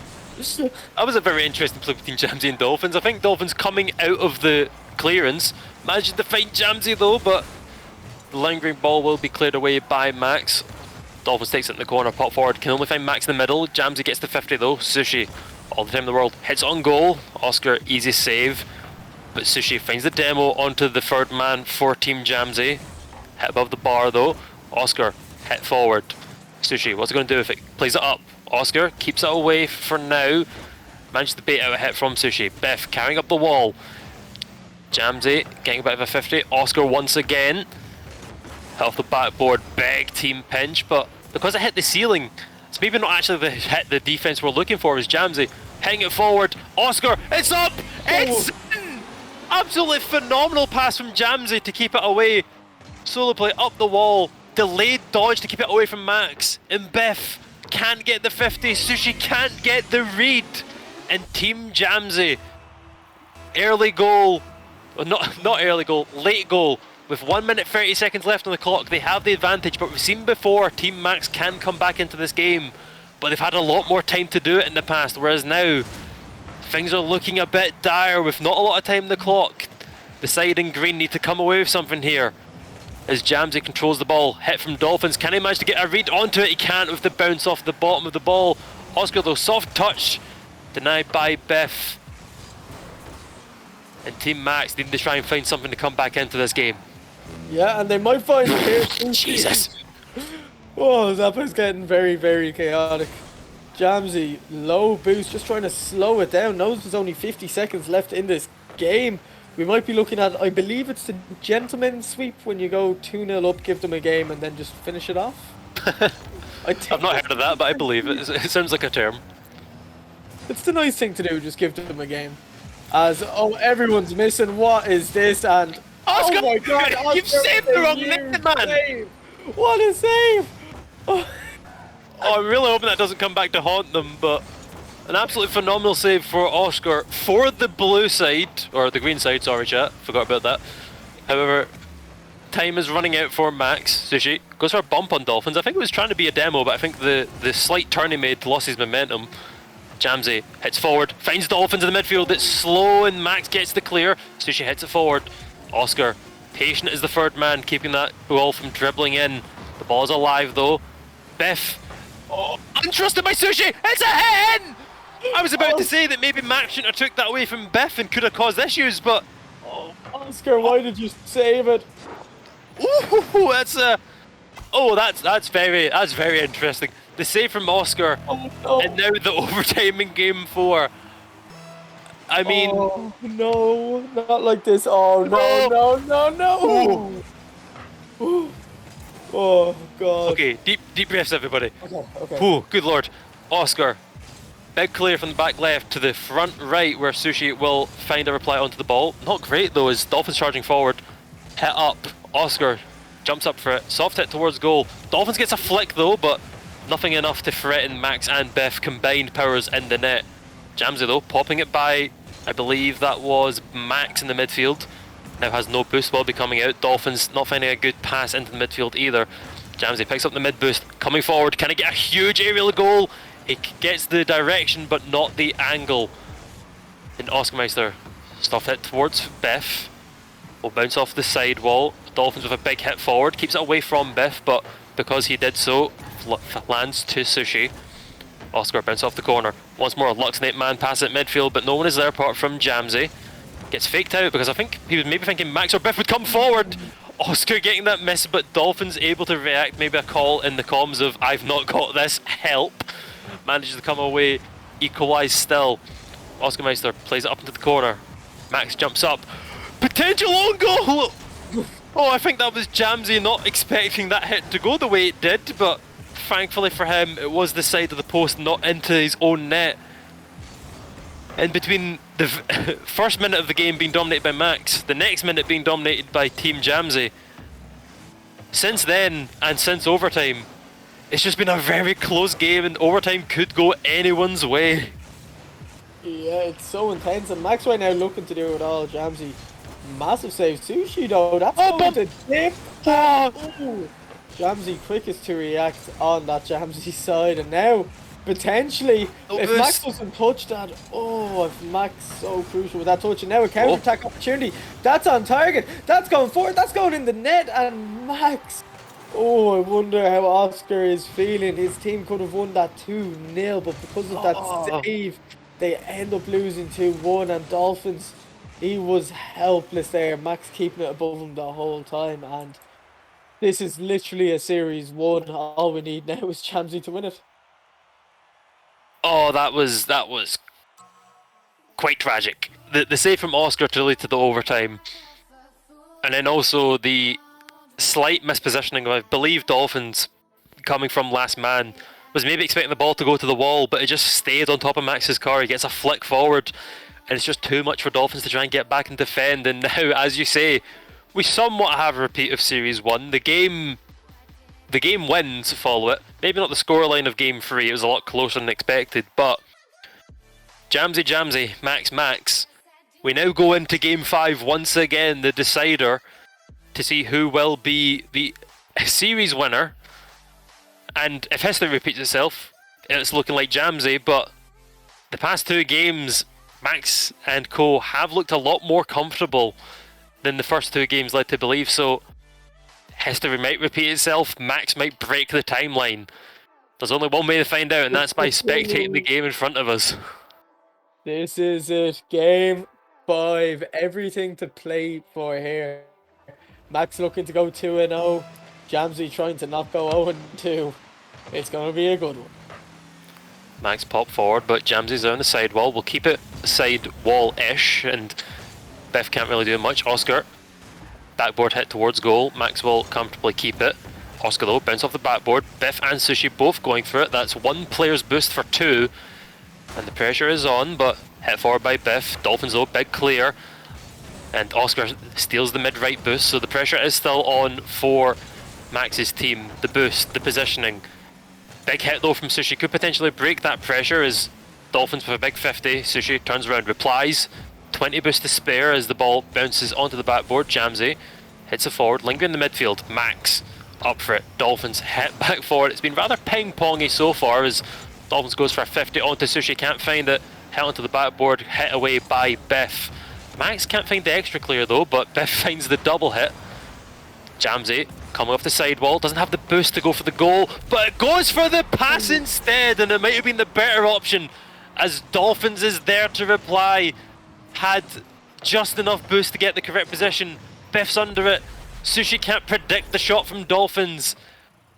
And if the timeline is anything to go by, that's the goal that Jamsey might need to follow the Series 1 score and break away from Team Max here. Yeah, Sushi's looking to change that though quickly, but lovely clearance finds its way past Max, and now maybe an opportunity. Max was a little awkward there, but good recovery, and now knocking it up the field here, but Oscar slowing it down, knocking it away. That's a banger, that's a bump, but Dolphins, right place, right time out to save it. Now Oscar putting it up, missing the ball though, unfortunate, but he had a vision there, just couldn't execute it. Biff with a big 50 on Jamsey. Ball line going across their own goal line. Dolphins comes up for a 50 with Max. Biff in the middle, 50 with Oscar Meister. Jamsey with a 50 on Sushi. Been a lot of 50s, been a lot of ping pong. And that's not the best clearance from, I think that was Jamsey dribbling it across his own goal. Didn't have much to do there. Just had to try and get on top of Sushi, but Oscar stuck too near ball side, couldn't get anything onto it without scoring himself. It's basically an open goal from Max, and well, one team looking to follow Series 1 standards of denying the reverse sweep. One green favourite team looking to break it. Hit forward, denied by Biff. Jamsey though, trying to find Dolphins in the midfield, but can't do that when he sparks and debris in the blue half. Oscar coming forward with the ball, gets a big 50 against Biff, gets a bump onto Sushi. Jamsey continuing the play, but Max is there. Huge pinch backwards, and Dolphins able to reply, uses all his boost doing so though. Biff once again hit forward. Oscar stuck against his own backboard, can't get a big booming clear, but it's enough to get by Sushi, and Jamsey will take it off of his teammate to try and get things running. Dolphins hits it up. Biff though, coming forward. Oscar finds a save. I think Biff could have definitely done more of that from what we've seen in this series, but a breakaway for Team Jamsey. 50 by Dolphins and Max. Oscar up against Sushi. Ball falling to Biff, but not before Jamsey can get a touch on it. Max, not a lot of boost, can only keep it towards Oscar. Sushi is hit off the sidewall. Is Biff there? He is. Dolphins, what are you doing? Why? Was there any need for this? Or, like, was his positioning bad? Or, nope, that's just, maybe he was going for a pass to Jamsey, but he has got it horribly, horribly wrong. And Team Max, a gifted goal from the Leeds Legion captain himself. And 2 minutes on the clock now for Team Jamsey, who are behind for the first time in a while, trying to get back into this. Oh no, Jam. Big hit from Dolphins. The immediate reply. I mean, if you're going to give yourself an own goal, at least slap in a back right clanger into that side before you do it. Max didn't pick up the boost because it didn't spawn. And wow, we're back at 2-2. God damn it, it's another phenomenal game 5 Jam, and I don't know if my heart can take it. Oh, we still have 2 more series after this, remember? Oh god, we do. I thought it was just one, but I believe we're doing the bracket seeding match for the gauntlet style playoffs that will be happening afterwards, so stay tuned for that coming up. However, Oscar heading off the backboard. Dolphins, soft touch towards Biff. Jamsey though, hits it, gets the boost stolen by Biff, and will back out to pick up his back right. Dolphins can only find Max. Jamsey though heading it forward. Dolphins off the corner, finds Oscar in the midfield, he's up. It's a soft hit, it's a great pass! And Dolphins has got it again! That's a phenomenal, ridiculous, amazing pass from Oscar. If he went for a goal, I think Sushi had it. And Dolphins is there to sneak it close post before Biff can get it. We've seen some pretty ridiculous mechanical goals so far, but that could be the best team goal we've seen in the tournament so far, Aja. Yeah, and it's, again, only the second series, but I think that's a real good contender already for team play. Jamsey up to Oscar, puts it down perfectly. Dolphin had to stretch a little, but got the perfect angle. The defense was helpless, and again, this is a draft tournament. These players have only played one series together prior to this. And look at the difference Game 5 can make when you're playing with each other just that little bit longer. It's like tuning into two good ranked teammates and partying up with them. Jamsey flicking it forward. Max keeping it away for now though. Oscar will get the 50 with Biff. It's technically on target, but not before Max can get his save away. Jamsey steals the boost and lets Sushi get a hit forward. Steals the mid boost away to keep it away from Sushi, but potentially takes it away from his teammate Dolphins as well. However, things are okay for now until Biff can get a big bang on it. Hit forward by Jamsey, can only find Sushi, picks up the mid boost, turns, hit forward, Dolphins, hits across goal. Max will be running across to get it. Gets a double touch on it though by accident, and it kills the pressure. Jamsey hit forward. 10 seconds left for Team Max and Sushi and Biff to get back into this. It's a big hit towards midfield. Biff sneaks it under Oscar Meister, but Dolphins hits it towards the wall. Max is there, it's hit deep. I don't think Sushi can get onto it. He can actually. Things are still alive, but Max and Biff both miss. And the timeline has restored itself. We're actually in the Matrix. We've all taken our blue pill. We've had a repeat of Series 1. Games 1 and 2 going the way of Team Jamsey. Games 3 and 4 going the way of Max. But the reverse sweep denied by the Scottish captain himself.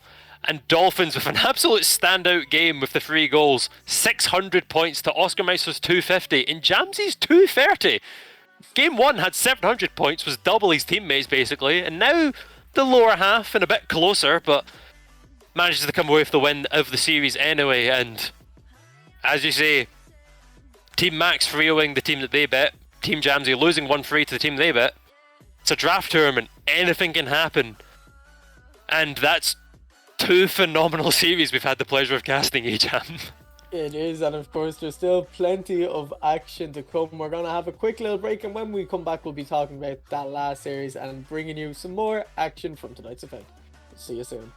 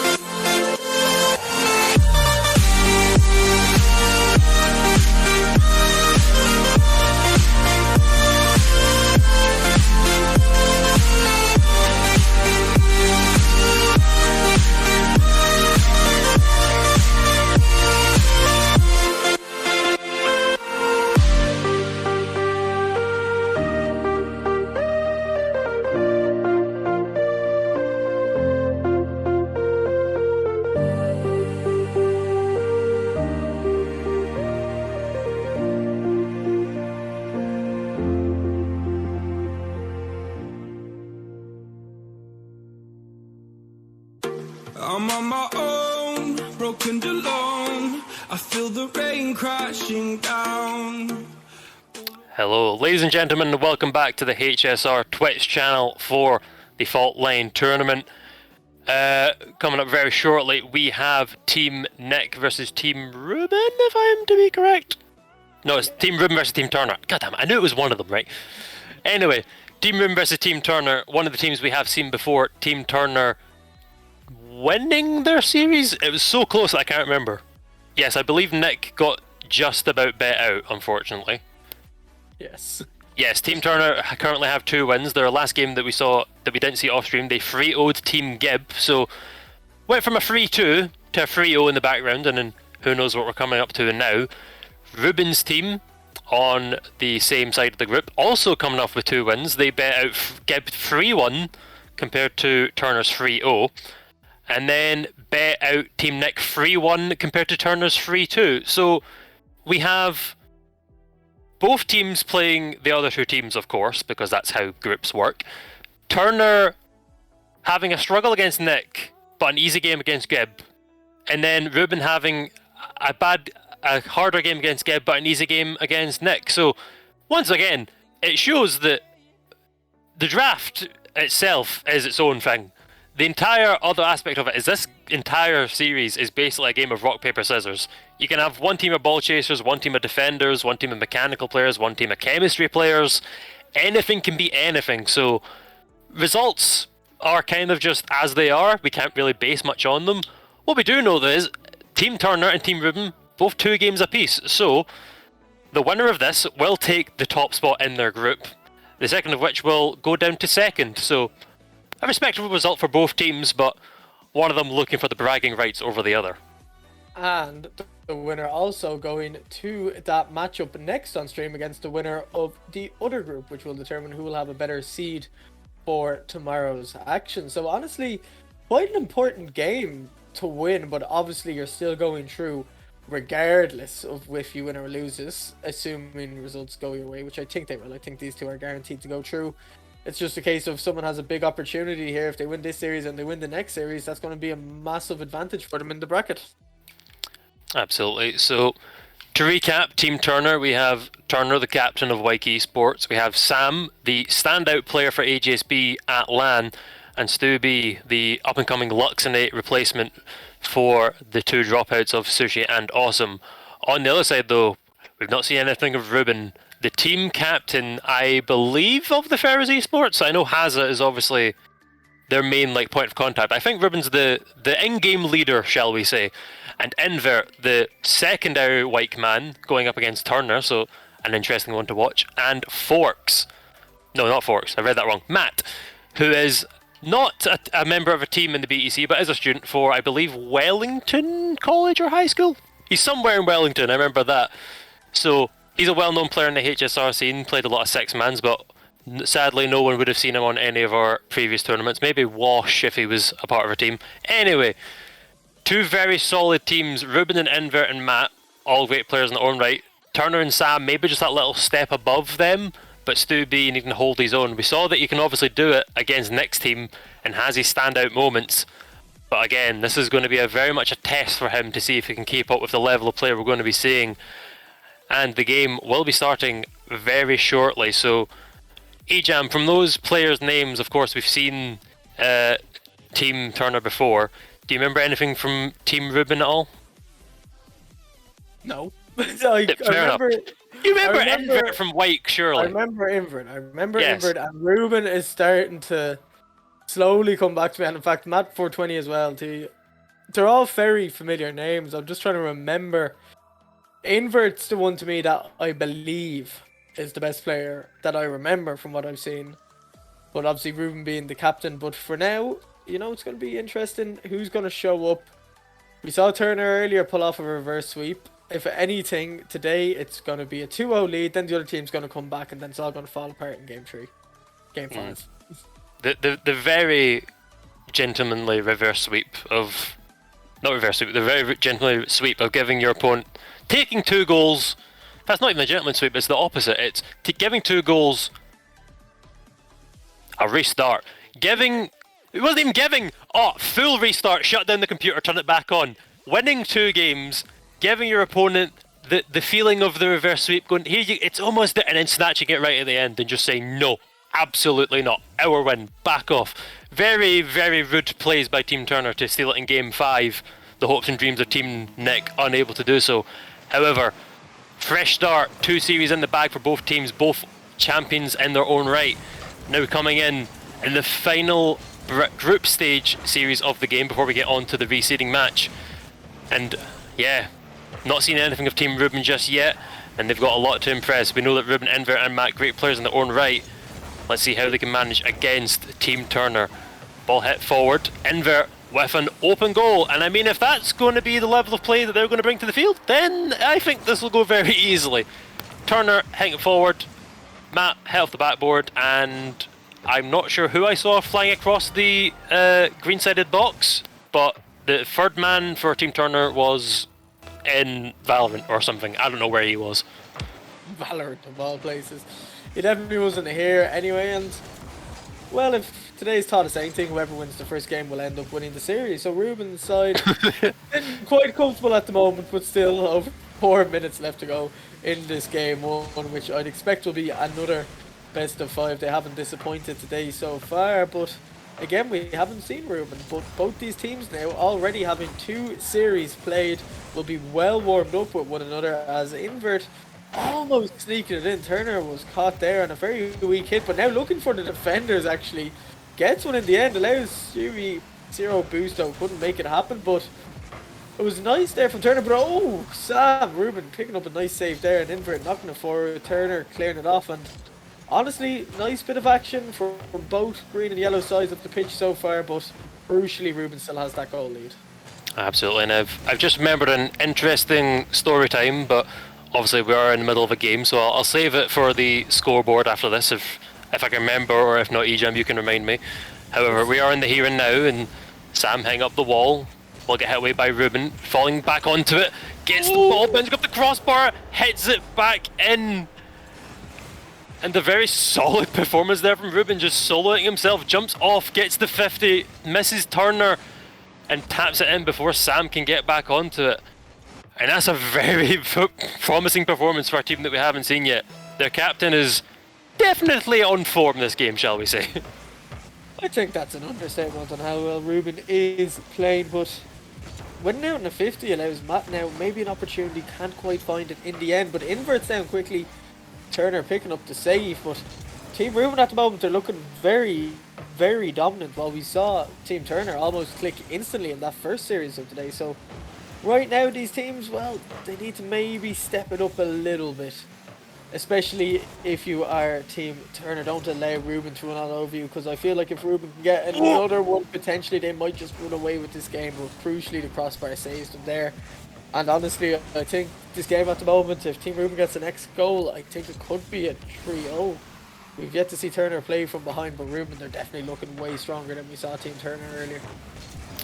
Absolutely, and that dink off the crossbar earlier looked a lot more off the backboard from our angle, but it's apparently a lot closer, I'm sure, from the angle of some of the defenders that had to witness it. Big hit forward by Invert. Can Sam get onto it? He can't. Off the crossbar! Right, so the last one, I was like, that's definitely on the backboard, and then it hit the crossbar. That one, I was like, that's definitely in, and then it hit the crossbar. And Matt hitting the crossbar again. Right, the woodwork is now the official best defender for Team Turner. I think he's got like 17 saves, the rest of the team has maybe like a half.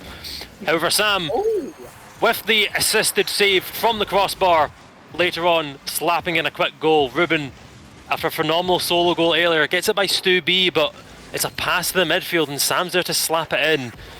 Invert and Matt just caught a little bit off guard, and that is, it's a not quite the equaliser, but it's a goal back for Team Turner, showing that they do have breath of life. And honestly, with the way the series have been going, and the fact that these two teams struggled against other teams, had better games against other teams than the other team, this could go anywhere, and I'm not going to say what game I think it might go to, but if it does, I might need to grab a cup of coffee and a sleeping bag, because this might take a while.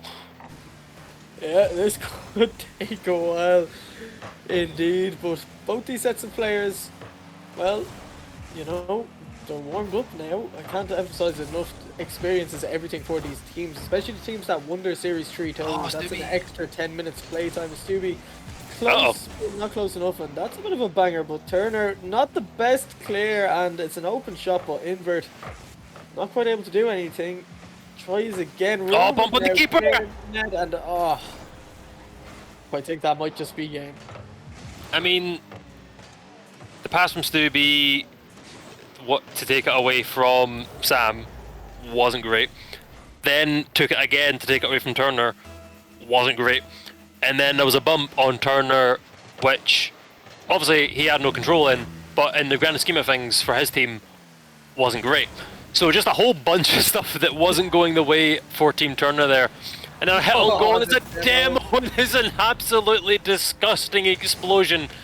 And the tap from Matt from his own half will dribble slowly in for, well, a 74km per hour shot. Not the slowest object in the universe, but I think in Rocket League terms we're used to, 140 kph bangers into the top left, so that one's on the slower side. But the demo coming in from Enver, definitely showing that not just being a mechanically gifted player, also has the mindset to know, hey, my teammate's got an open goal. If I just kill this one player, maybe I should do that.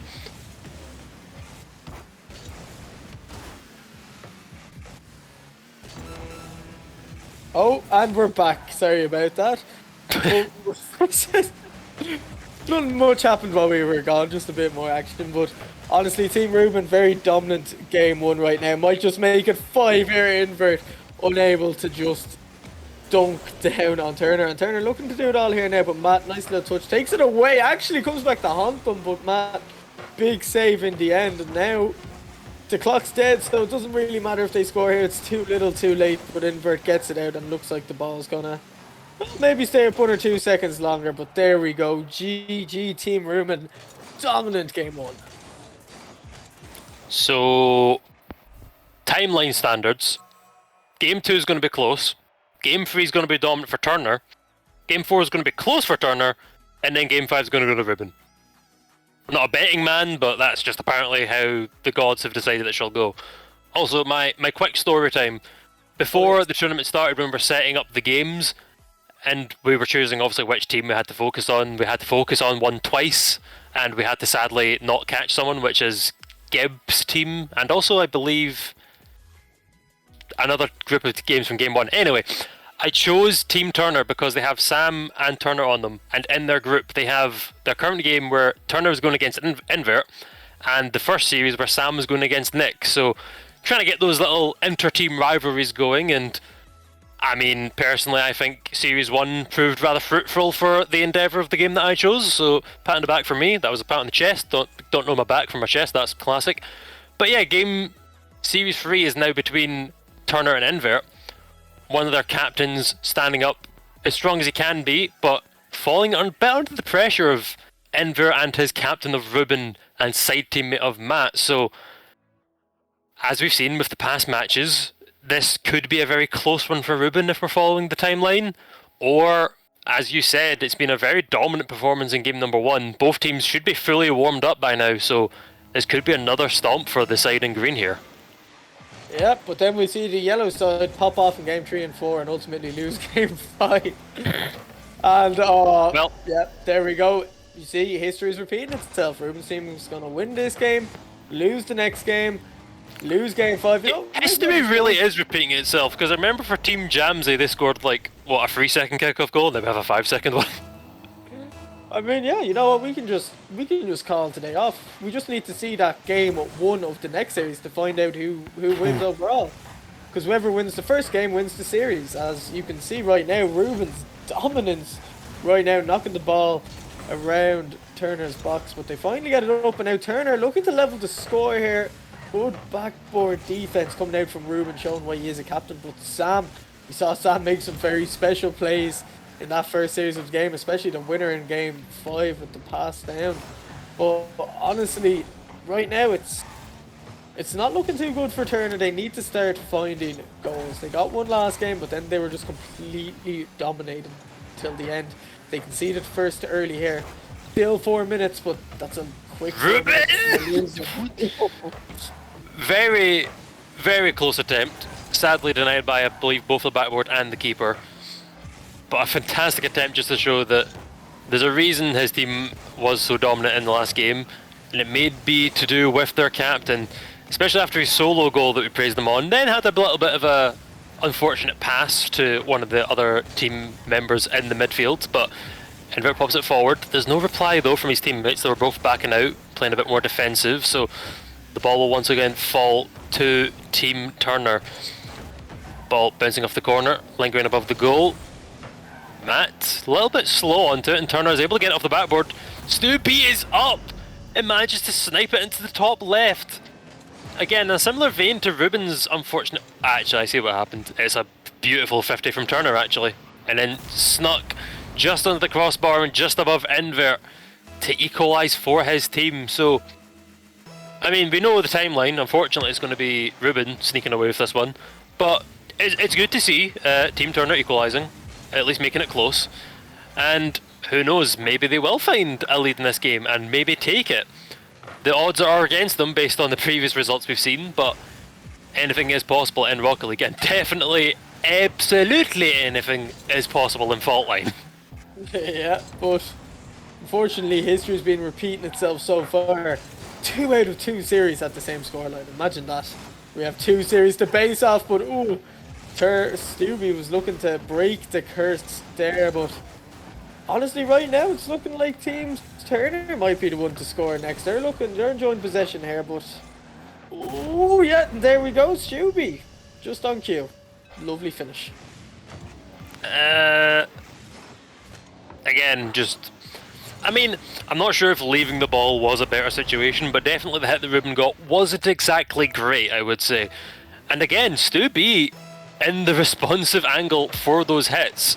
Maybe he's just really good at reading the 50s of his teammates and the hits of the opposing teams, but the bottom pick draft player for this team is the one that has scored 2 goals in this game and could potentially be the chrono break we're looking for of the timeline. So who knows how this game's going to go, but currently Turner's team do have the lead, but now it's a matter of if they can keep it. Ruben with a 50, ball will go up to Sam, hits it off the backboard. Can he get back onto it? He sadly can't, didn't have enough boost. Turner turns off of it, leaves it for his white teammate in Invert, gets it by Ruben though. Matt responds. Invert pops off the corner once, Matt off the backboard. Ruben's up for it, but not before Sam can get a 50 onto it and keep it away. Invert doesn't get the side hit he was looking for. Hit into the sidewall by Ruben, lets the opponents have the ball. Gets boost, gets his team reorganised. Ball on once more, Invert finds a better hit on that ball they did last time.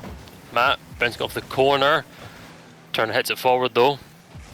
Ruben getting a little bit blocked by Matt, I think. Couldn't find the angle to the ball without bumping into his teammate. Stevie pops it forward. Turner's going to be up for that. It's a hit on goal, but Invert saved it. Sam's up again though. Invert! Huge save. I believe that was Ruben who went up for the 50 and couldn't quite find it. But Invert was there with I don't know how much boost and definitely not a lot of time, but manages to find the save. The ball is now lingering over their net though. Invert finds a side clear. Ruben, can he pop it forward? He doesn't pop it forward, he pops it on goal of all things. Maybe Stu B, much like me, was caught off by that. I thought he was going to pass this back to Matt, but he just flicks it on goal. And I think Stu B wasn't expecting it, caught the keeper off guard. And the equaliser once again for the captain of the team. Leading by example, 2-2, 1 minute left. And things are very interesting in game number 2 here, as always. Yeah, and... Oh, Invert! Not able to get the save from his own teammate. Turner. A little bit of a grudge goal against Invert there. Oh, I think Invert actually might have had the save, but Turner got an extra 50 onto it.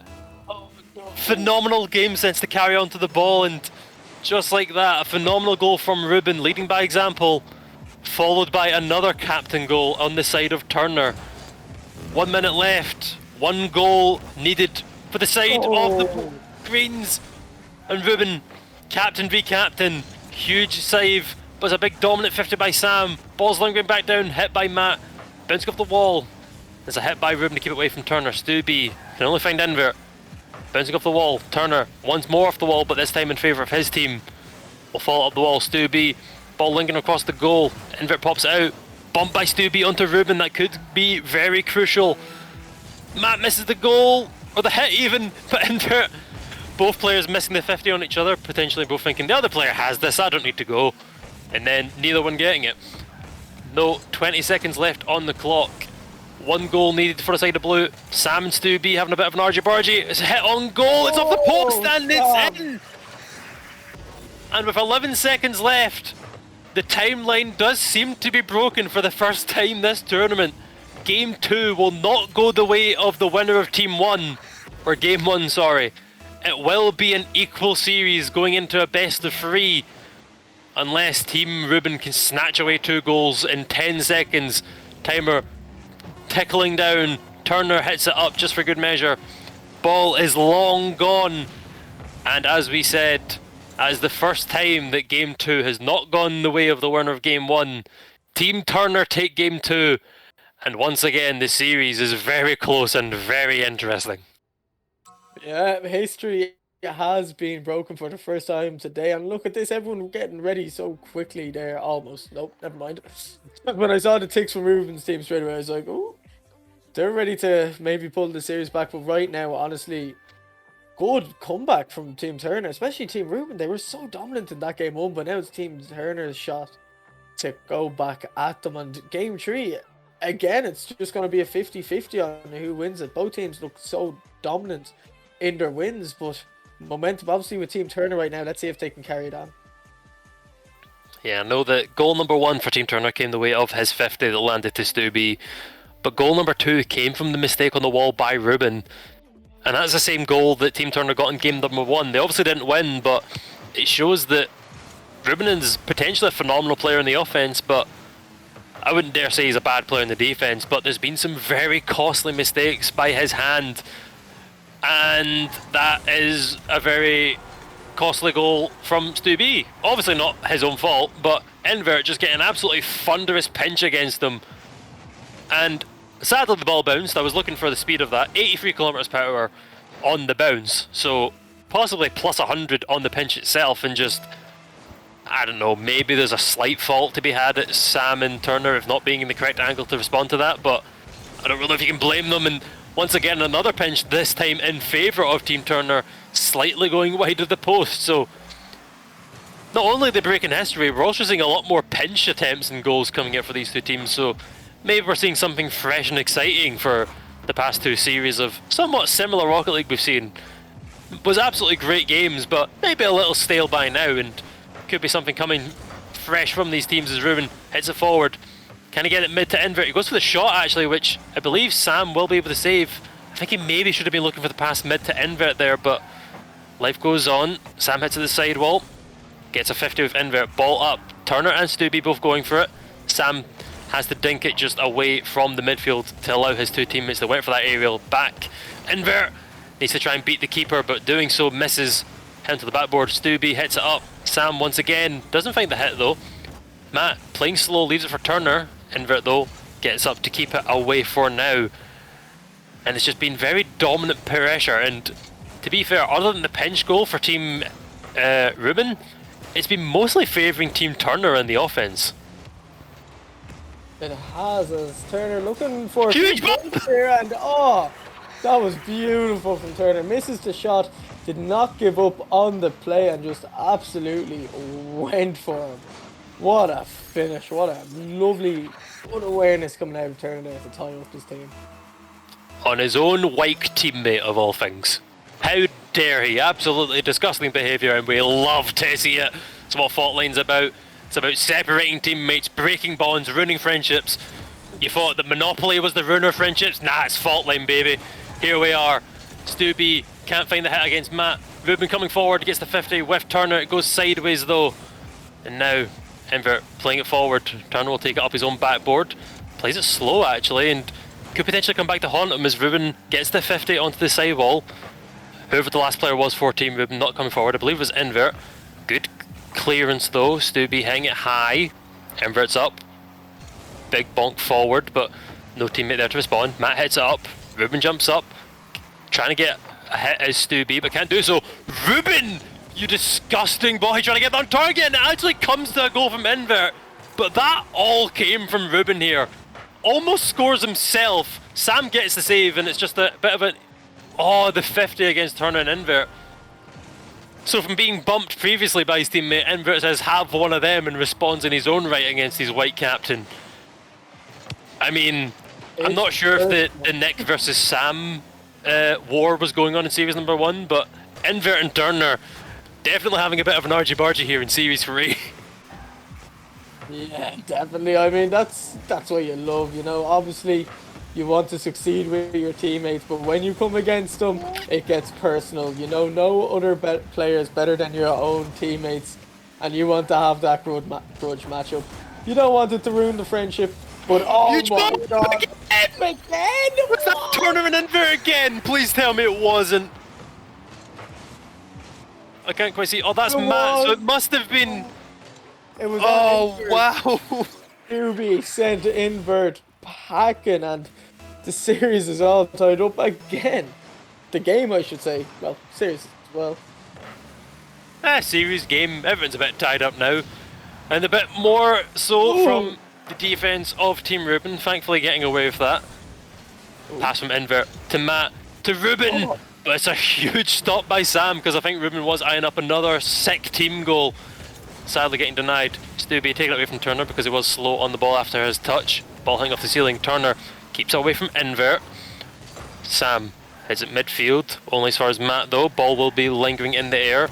Stubby a little bit slow onto it, allows Invert to get the boost and the ball. Smacked forward by Turner though, hanging off the backboard. Big clear by Invert. It's a bit ping-pongy as of right now. And it's a shot on goal! And Matt, I think, had it covered if it was wide, but Ruben, in response to the last goal where it was all Ruben with Invert with the tap in, that's an absolutely banging clear by the white man in the green strip. And then Ruben with not really a tap in, but once again the work was mainly done by the assister there. And it's 3-2 with 1 minute and 20 seconds left. Ruben is up again. Sadly hits a bit wide for his own double touch. But wow, this has been a phenomenal game 3 by both teams and all players. Yeah, it's a great series to watch, and honestly, Ruben's really peaking right now, but as you say, the Invert... No! Ruben nearly doing it all there, but just has to hold on another minute until the team is on match point and they progress through that seeding game. Again, so important, that final series of the day. The winner of this matchup will be playing it against the winner of the other group. And as soon as that result comes in, we will hear the whisper in our ear and we will tell you about that. Oh, Jesus, Ruben almost on got that! And to be fair, he still might bounce off the crossbar, hit above goal, and Invert and Matt are both there together. Oh, wow. Oh, that was... Heart rate is gone. I am now dead. I'm under cardiac arrest. The heart has stopped beating. Good lord, that was intense. And once more, shot on goal by Invert, but blocked away. A shot on goal by Turner, blocked away by Invert. Matt with another clear out of his danger area. Turner picks up the ball. Less than 10 seconds left for him and his team to get back into game 3 here. Ruben pops it once, demoing the keeper. Invert gets it over the keeper, but sadly not in the goal. Hits it away, but Matt's keeping it alive. I respect the rule 2. It's definitely not rule 1, how dare you. Anyway, Turner doing the best he can to keep it alive. Ruben will kill the ball. Will not respect the rule 2 like his teammate Invert, who does get the man of the match of all things. And to be honest, I think I kind of agree, even though Ruben had that standout assist from last time, but the 2 goals, 4 shots, 2 saves, Invert taking the man of the match away from Ruben is a play of its own in its own right. So just goes to show the impact he had on that game. And yeah, just every player on that field, yeah, just absolutely phenomenal. Yeah, and honestly, it's game point now. Series point for Team Ruben. What can Team Turner do to stop it? We don't know how this is going to go because it's completely different to all the others. We're in uncharted territory, yeah. This is new. We don't know what this is going to bring us, but right now it looks like it's going to be Invert on the kickoff up against Juby. We'll see just how good this can go. We've seen a few delayed kickoffs today. We see a bit of a weird fake almost, which works out for Team Ruben. As Ruben now trying to carry this all the way across. Sam's having none of it. Almost gets the big dunk, but that's a dangerous ball. But Turner, quick on the backboard, gets it clear. Oh, bumping into his own team, and now the fakes from Stubby, if it was a fake, Sam needs to kill the ball here, slow it down a little bit, let his team get back. Matt's no boost, he's just trying to see if he can get it in a good position. Huge bump by Ruben! Stubby! Oh. Off of the respawn as well, because I saw that he got demoed by, I think, Ruben in the back left. So he... Oh. Respawned into it, got the save from the bump. Again, very dirty plays coming out for Team Ruben. But this wasn't one of them. It's just Sam, I think, was potentially going up for a save there for the original jump. Backed out of it and almost got his car tips to the back of that one. But sadly didn't get enough on it to keep it out. So, Ruben's team leading by 1 goal with just not a lot of time left. Sam keeping that big hit from going in. Stubby doesn't get onto the ball! What?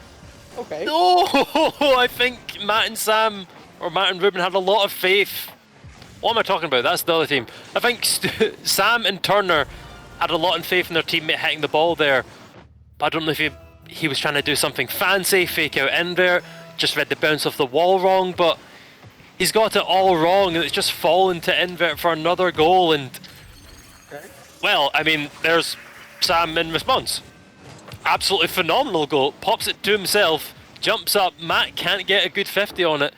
And Sam even turned his car upside down to make sure that he can get that under the keeper if the 50 happens. It's been a very impactful first few minutes, EJam. And by minutes, I mean minute. Minute, yeah. First minute, 3 goals. This is what we like to see, though, these chaotic games. It's still only game 4, but again, Turner's team needs to win this if they want to take it to game 5, and that is dropping awkwardly. But now Ruben, quick counter attack, gets it over 1. Sam, big clear, averts the danger for now. And I mean, that's a dodgy hit off the corner, but Invert quick to get rid of it. Sam missing it. Sam's been on point today. That's a rare miss, and this ball is so awkward from 3 players on the wall. And oh, Jesus! I mean, it didn't go in, so I suppose it's technically a decent defensive play. But once again, maybe when I was dead before because my heart stopped and I'm alive again, I've been CPR'd because of that, whatever that was. Stubby trying to get a bump on Ruben, but can't do enough to keep him off it. His car is in fact on rails. Turner's hit off the backboard. Sam coming in, doesn't get the angle on it though, and it's kept away for now.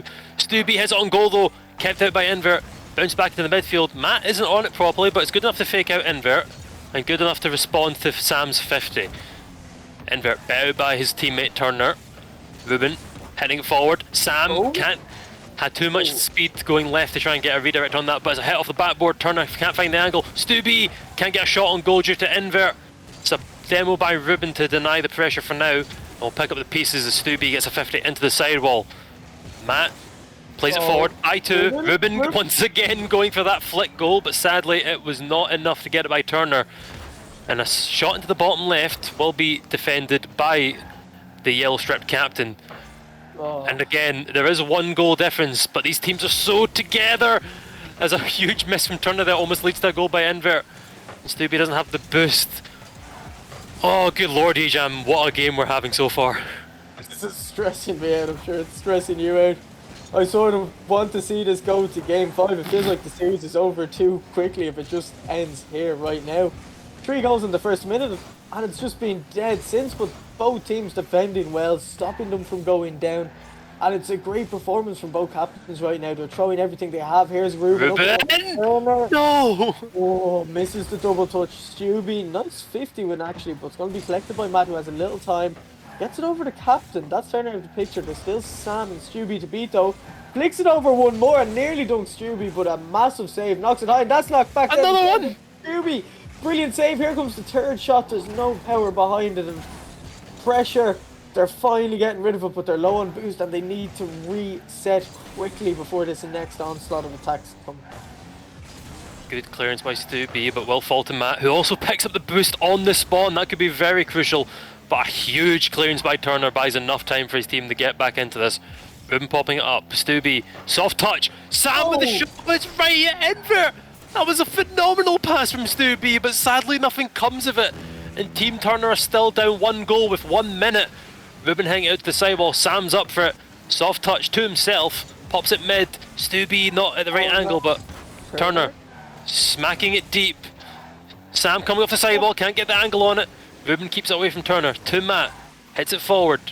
Turner once again collects the ball, but it's only a pinch between Stu B and Ruben so far. Matt can't fake out Sam. Keeping it in his own corner. Stu B trying to get it out. Will get a 50 with invert. Turner jumps up, but is he beating Matt? He is. It's a drop down to the middle, but no one is there to respond. It's another booming clear by Ruben. Sam, soft touch, but good enough. Stu B hits it once more into the mid. Matt's on it. It's a 1v1 with the keeper and gets it to the left of Stu B. And anything can happen in Rocket League, anything can happen in Fault Line, but that is 17 seconds for 2 goals for Team Turner. And I think Stu B with his dodge actually matrix dodged around the ball. Oh, was so close to it. 17 seconds, 2 goals, all to play for Team Turner if they don't want to be the only non-Game 5 of the tournament so far, for the stream at least. But it does look to be over. 5 seconds left. Ball kind of killed in the midfield. Invert, deep hit to the left. There's 0 seconds on the clock. There's 2 goals left for one team to get, and Ruben's styling on them for a final goal, just to disrespect the opponents and lay the nail in the coffin. And ladies and gentlemen, that is Team Ruben taking the series 3-1 and in style. Yeah, and we're going to be seeing Team Ruben against Team Naruzu, I believe, who topped their group. Our opposition, so if we just look at Team Turner today, they beat Nick 3-2, they beat Gib Trio, and then they lost out to Ruben 3-1, which means they will be finishing second in their group. However, for Team Ruben, they won 3-1 against Gib, then they won 3-1 against Nick, and then 3-1 here against Turner. That gets them through a reseeding match on after this against Naruzu, who beat Jamsey 3-1, following by beating Tommy 3-1, and then they got a nice 3-0 against Max, who we saw lose out to Jamsey. So in the other group, it's Jamsey that will be qualifying alongside Naruzu, and we'll be bringing you up Naruzu against Team Ruben after the short break.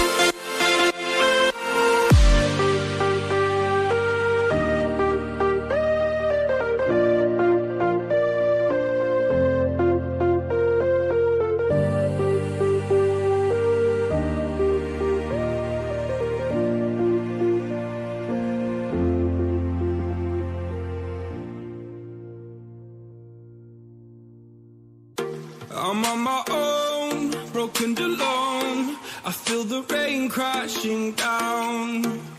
All around this empty town, we're searching for the lost and found.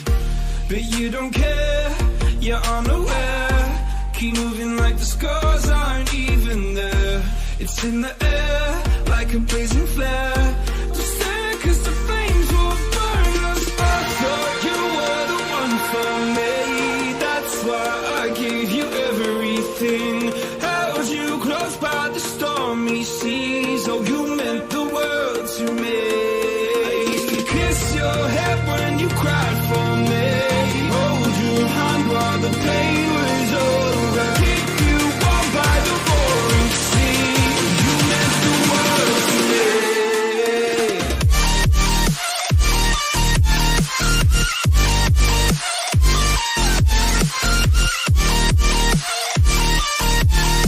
Oh, you meant the world to me.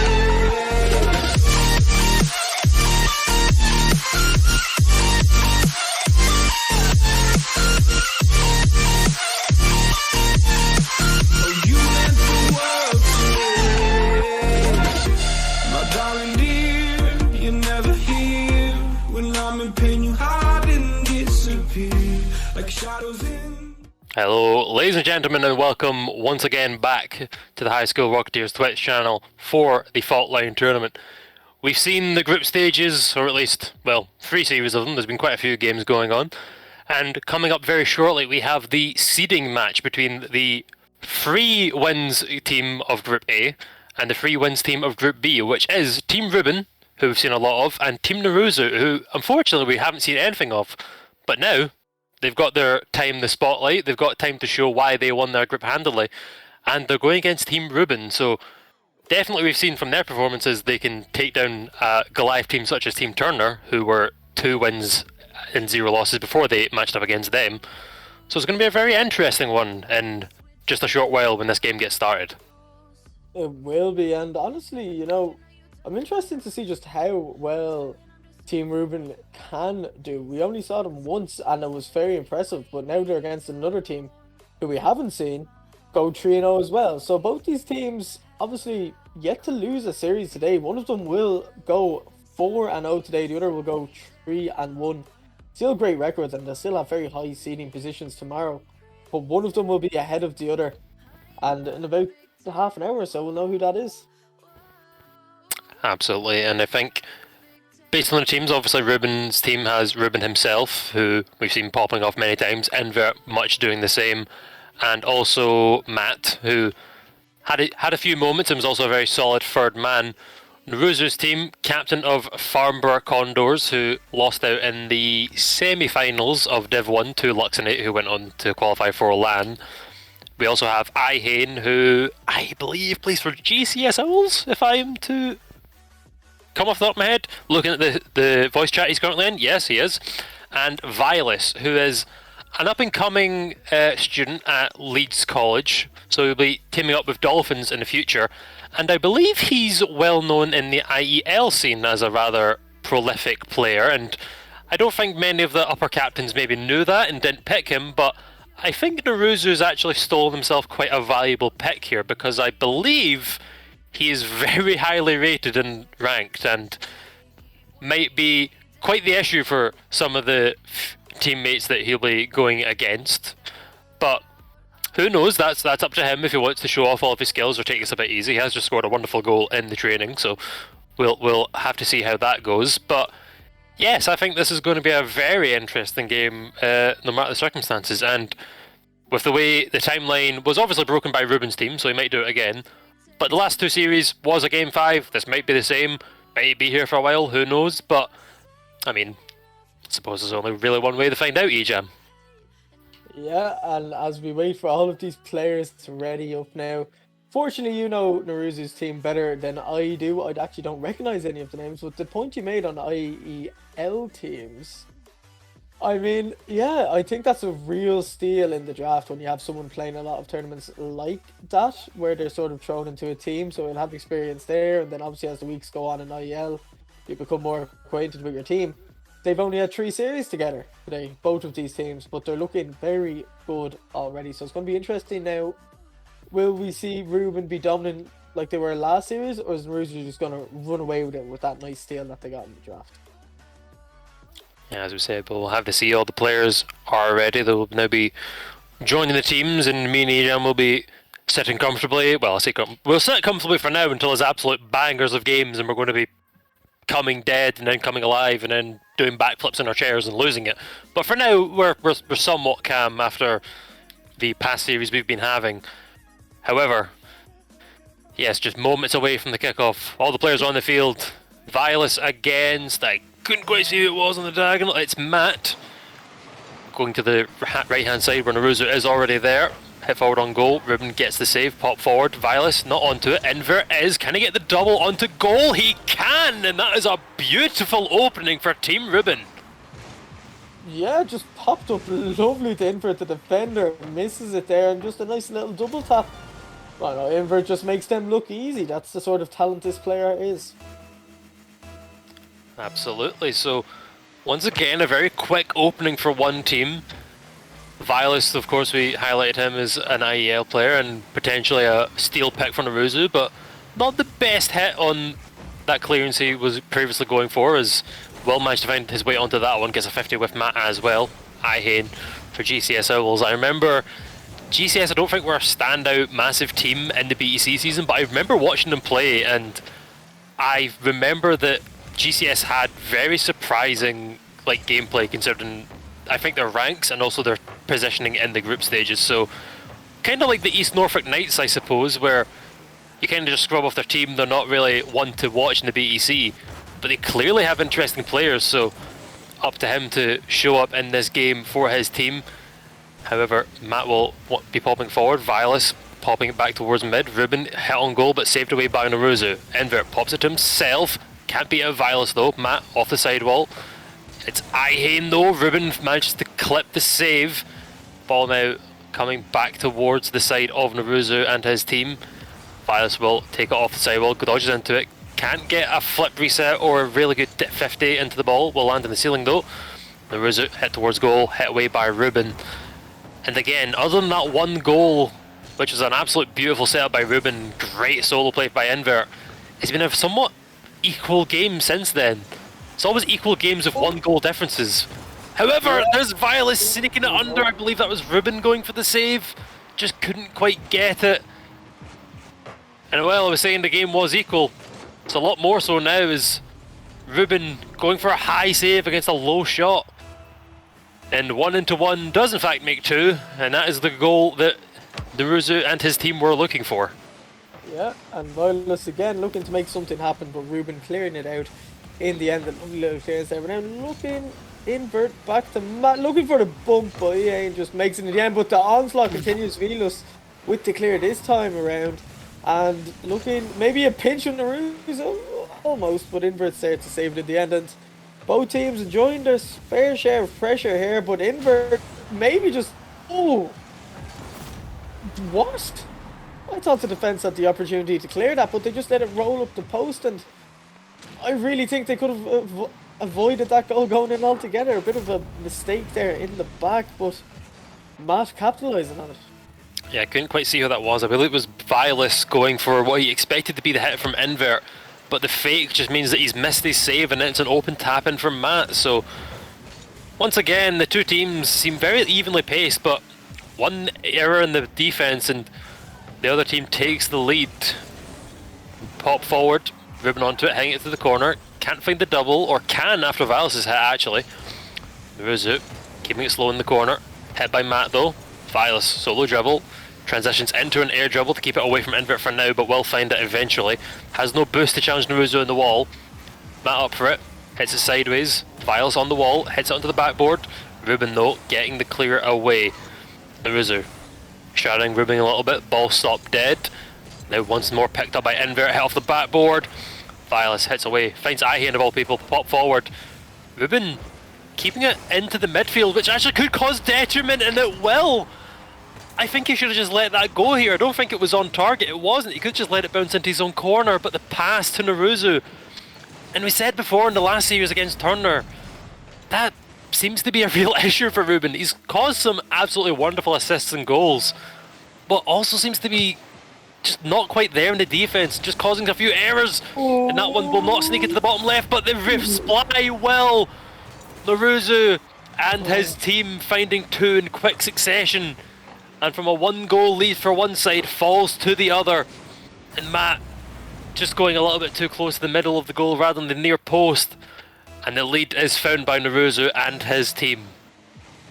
Yeah, it's just all falling apart now at the moment, and again, whoever wins that first series tends to go on, and or whoever wins the first game ends up winning the series, and maybe a fourth here, but no, he ain't off the crossbar. Bit unlucky, but Naruzu now gets it taken off him by Vilas. Looking for the flip resets, lets it go down, tried to get the little ground pinch, couldn't find it in the end, but it looks like Ruben at the moment, the team's struggling to get the ball out of the half, struggling to try get that one last attack to tie up the game, but we know they're capable of doing it, it's just can they do it in time? Absolutely, once more Vilas with the ball in the corner, will hit it off of the backboard. Naruzu's up, lingers at mid. It's a great pass to Ihane, but Ruben is quick to intercept. Vilas popping to himself. I believe that was a bit of foul play on Matt there at the back line, but manages to get the ball away from Vilas before he can make something happen with it. Matt will pick up the boost, get the 50 with Naruzu. Inverts up, playing it to the corner. Ball once again lingering, but Ihane pops it into Vilas as well. Can't get the hit on goal, which Ruben probably had covered anyway, but would have been nice just to put him under pressure, as now pops it forward. No boost, Naruzu plays it up.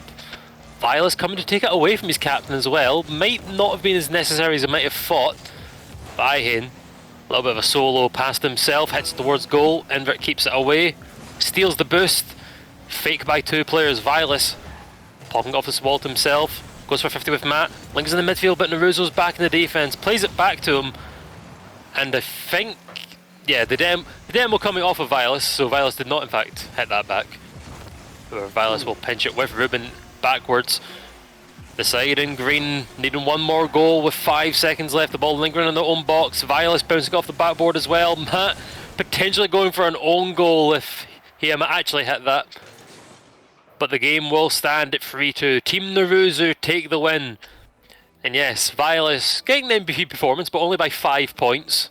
Naruzu definitely trying to keep up with his potential star steal he managed to get away with. And Ruben, as we saw, beating out Team Turner, 1 goal away from Team Naruzu as they take game number 1 here.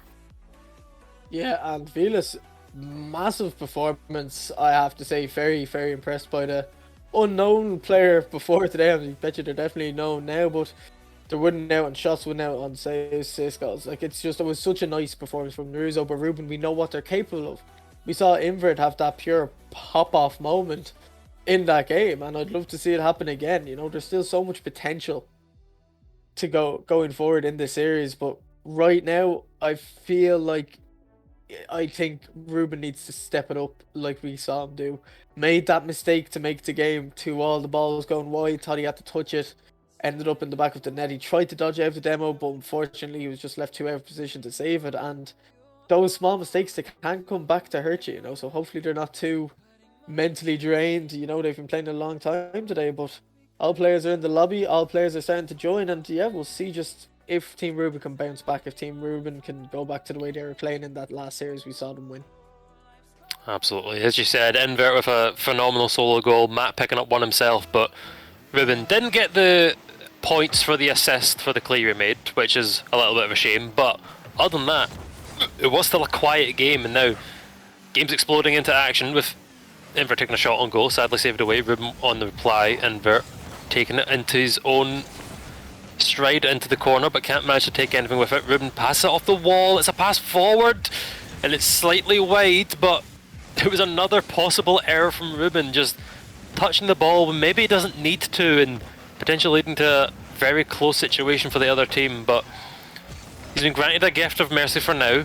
Ihane pops it sideways to Naruzu, hits it forward, onto the backboard, can get another, it can, but can't get the angle, but at least keeps it active enough for Ihane in the corner. I think was trying to leave it for Vilas, but I think maybe a little bit miscommunication between the two players, didn't know who was taking it.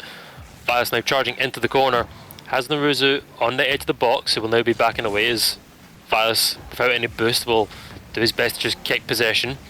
Ihane getting bumped away by Invert. Matt now taking it down the left wing, heading it once more into the corner, but Vilas pops it deep, but gets a good 50 against Ruben. Into the corner, Ruben popping it off. Ihane plays it above goal. Matt's jumping up. Vilas gets it first though. And Ruben will clear it from the other two teammates. Naruzu onto the ball, plays it into his own corner. And it's just been a lot of pressure again. It seems that the first minute of the game, all the pressure was on the side of Ruben. But now, or all the pressure was on the side of Naruzu. But now it's switching again. Now we're in the mid-game, it's kind of a bit more 50-50, but as always, I think anything can happen. This Invert doesn't get the shot he was looking for, and Ruben can't put it in either, and a very close miss, and could cause deadly as the series goes on. Invert though stayed cool and calm under pressure, very well composed. And now Ruben, can he pop off here? Not quite. And Naruzo gonna be collected by Invert, taking up the wall slowly. Now the game's just sort of settling. Teams are no longer looking for those solo plays like we saw in the game in the first series, as all the demos are coming through. Teams are looking to pass to each other now. They're looking to play more as a unit, and Matt faked that maybe a little bit too long. Counter attack opportunity now. Vilas just knocking it across to his teammate. Ihane puts it high over. Matt can't find the double, but here's Naruzo, puts it in the bottom right, and lovely bit of team play, lovely bit of control, and that all came from Matt M just trying to be too clever on the defense. Yeah, Vilas dribbling it across the goal. His teammate Ihane pops it onto the backboard, gets it into Naruzo, and it's a tap in below the keeper to the bottom right of the goal. And yeah, as you said, Matt, whether a fake or leaving it for Ruben, maybe should have just like went for his instinct and just slapped the ball away, because it's led to this detriment of one goal and could be very costly. However, still a lot of game to play as ball line going upstairs. Matt and Ihane having a bit of a 50. Hit off the sidewall. Naruzu gets onto it. Will be Matt to pick up the pieces, plays it himself, but Ihane is there to respond. Hits it once more off the side, gets the demo, tap in for Vilas, and once again, that's a second assist this game for Ihane. And after a phenomenal takeaway from Matt, once again, the last picked player who you'd expect to maybe do a little bit worse than these two teammates, stepping up massively to drag this game in favour of Team Naruzu. What an absolute steal in this draft, and this team's looking so strong. If they practice a bit tonight and a bit tomorrow before the tournament, you know, they're looking like the team to beat right now. And honestly, this is a big dominant trio display we've seen so far, but maybe history will go back to normal and all of a sudden we'll see Ruben, Invert and Matt just step it up in game 3 or 4 before losing game 5. Some of this are obviously not a comfortable situation for them to be in, but history has shown that losing games 1 and 2 can lead to 2, 3 and 4 victories, but it's the game 5 they'll have to worry about if they do wish to follow that meta. But as for right now, they still have a comeback opportunity in this game. 1 minute 20 left, 2 goals down. Hard but doable. However, Invert not getting it past Ihane, but Ruben will be there to get the scraps. Matt jumping up for it, hit on goal, and that's one of them. 1 minute 20 for 2 goals, looked a little bit shaky. 1 minute 9 seconds for 1. Seems a lot more doable, especially if you can get 1 in 11 from what I just mentioned. So, as always, you can't exactly shut out one team just because of 2 goals. This is Rocket League, this is Fault Line, this is HSR, and things could be very interesting for the next 65 seconds for Team Naruzu. Fair enough. I mean, this is very exciting. There's another shot, and again, Don. Oh my There you go! There we go. History? What history? It's all about here and now. Oh, Ruben baits out one of the defenders, and Matt with a huge 50 just guides it in that net. That was perfect. It's an absolutely disgusting 50. It's like his car was in the right point in 3 separate 50s with Vilas. Now the hit up across the ceiling. Vilas almost dribbling into his own goal, but I think had it covered. It just looked a lot shakier from our angle. However, Naruzu playing a deep clear to the midfield. Ruben taking it off the wall. Vilas is up though. The backboard, Matt clears it to the sidewall. No one is there as of yet. Naruzu will pick it up. Coming to 50 with Ruben. Soft hit towards the midfield from whoever that player was, but Ihane cannot get it past Ruben. Now as Matt backflips to get in a better position, ball lingering, invert close post, and the pinch with Ihane will send it out of his own box. And Matt having to dodge away from a demo from Naruzu. Invert will pick up the mid boost behind Ruben, who goes for the ball off the backboard. It's lingering, Naruzu's up. Invert gets a hit, but it's nothing dangerous. Matt though, on the reply, up into the sky. Ruben hits it forward, Vilas is there to respond, hit into the floor. And it is overtime here. And honestly, both teams have had some shaky moments, both teams have had some absolute standout plays, and I wouldn't want to be the betting man who actually takes it away from this one. Naruzu can't get it because of the upwards hit from the corner. Hit on goal! It's wide! Naruzu, time in the world, off the backboard. Can Ruben get hit onto it? He can, it's a demo to keeper, and Vilas has stolen it away in overtime. Whew. That was intense. I thought they could have gotten away with it, Ruben, but the demo in the end, they demoed Matt, who got the 2 late goals to try get the comeback. But Naruzu, series points already, and wow, they had to work for it, but they're still looking good. I mean, previous history, a dominant game 1, a close game 2. Ruben and co coming into game 4 and 5, we'll have to see. But yeah, as mentioned, very close compared to what we saw in game number 1. Vilas again coming away with the MVP performance, about double the points of his closest teammate, which was Naruzu. Ihane with 2 assists, which is just the lowest picked player out of the session, but still just an absolute standout character. Ruben, Matt and Invert both all kind of around each other, obviously Matt getting the 2 goals, Ruben getting the 2 assists, and we said last game that Ruben was quiet and Invert took over. This game Ruben took over, but Invert was quiet. If both of these players want to make this work and to come away with the win here, they both need to start coming up. Matt came up with a huge 50 against Vilas to take away one of the goals. Ruben getting 2 assists, but yeah, I don't think there's a situation where either of these teams can let one of their players be quiet. Every single player on this pitch needs to perform. Every single player on this pitch needs to play at the rank they want to be to take away this win here and get the better seed going into the gauntlet style series tomorrow.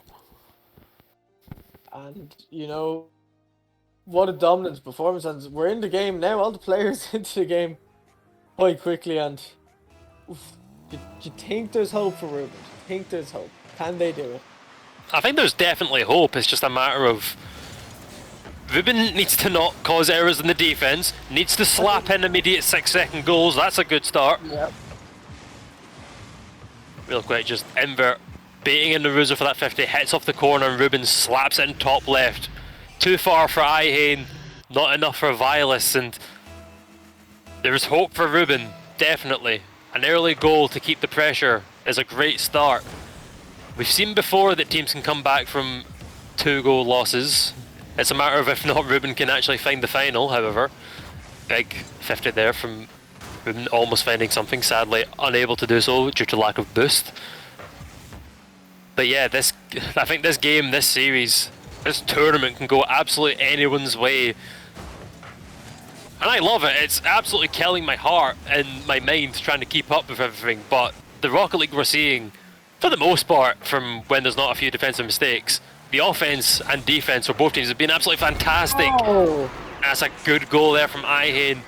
Pass from Vilas, and I think just a little bit of an error from the keeper. Invert not getting the 50. Ruben jumping up, going up way too high, I think, for the hit from Ihane. Sneaks it under for a bounce off the floor, and that's the immediate response. And well, was there hope for Ruben? Yes. Is there still hope for Ruben? Yes. Would I be very scared of the team of Naruzu, Ihane and Vilas? Yes. So it's up to them to keep a hold of things. As Naruto bounce one off the backboard, Vilas is up, hit on goal, and it's snuck behind Matt! And just like that, once again, 1 minute has passed in the game of Rocket League. We've had 3 absolutely stunning goals. Matt just stuck in the middle of the goal, and it's placed behind him by Vilas. And just like that, 4 seconds into the game, Ruben had all the momentum. 53 seconds into the game, or 57 seconds rather, quick maths. And now it's all in the favour of Naruzu and co, so again, never count anyone out, never lose concentration, because if you do, you can easily let your opponents get 2 goals. Matt though, flicking it forward, Invert unable to find the bump onto Vilas that he was looking for. It's a little bit behind Ruben, but manages to get onto it. Doesn't have enough boost to make something of that goal though. Invert, soft hit on towards goal, and there we go again! Right back into the swing of things. Ruben takes it by 2, has enough boost, enough position to take it by Naruzu. Huge bump onto the keeper, and Invert has snuck it in. Well, it's definitely been a bit of a back and forth game, hasn't it, Ejam?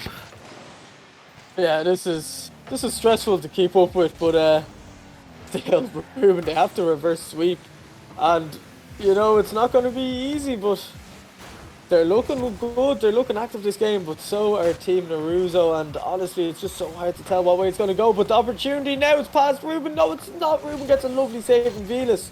Big 50, it's dropping back to the box. Invert finally gets it out.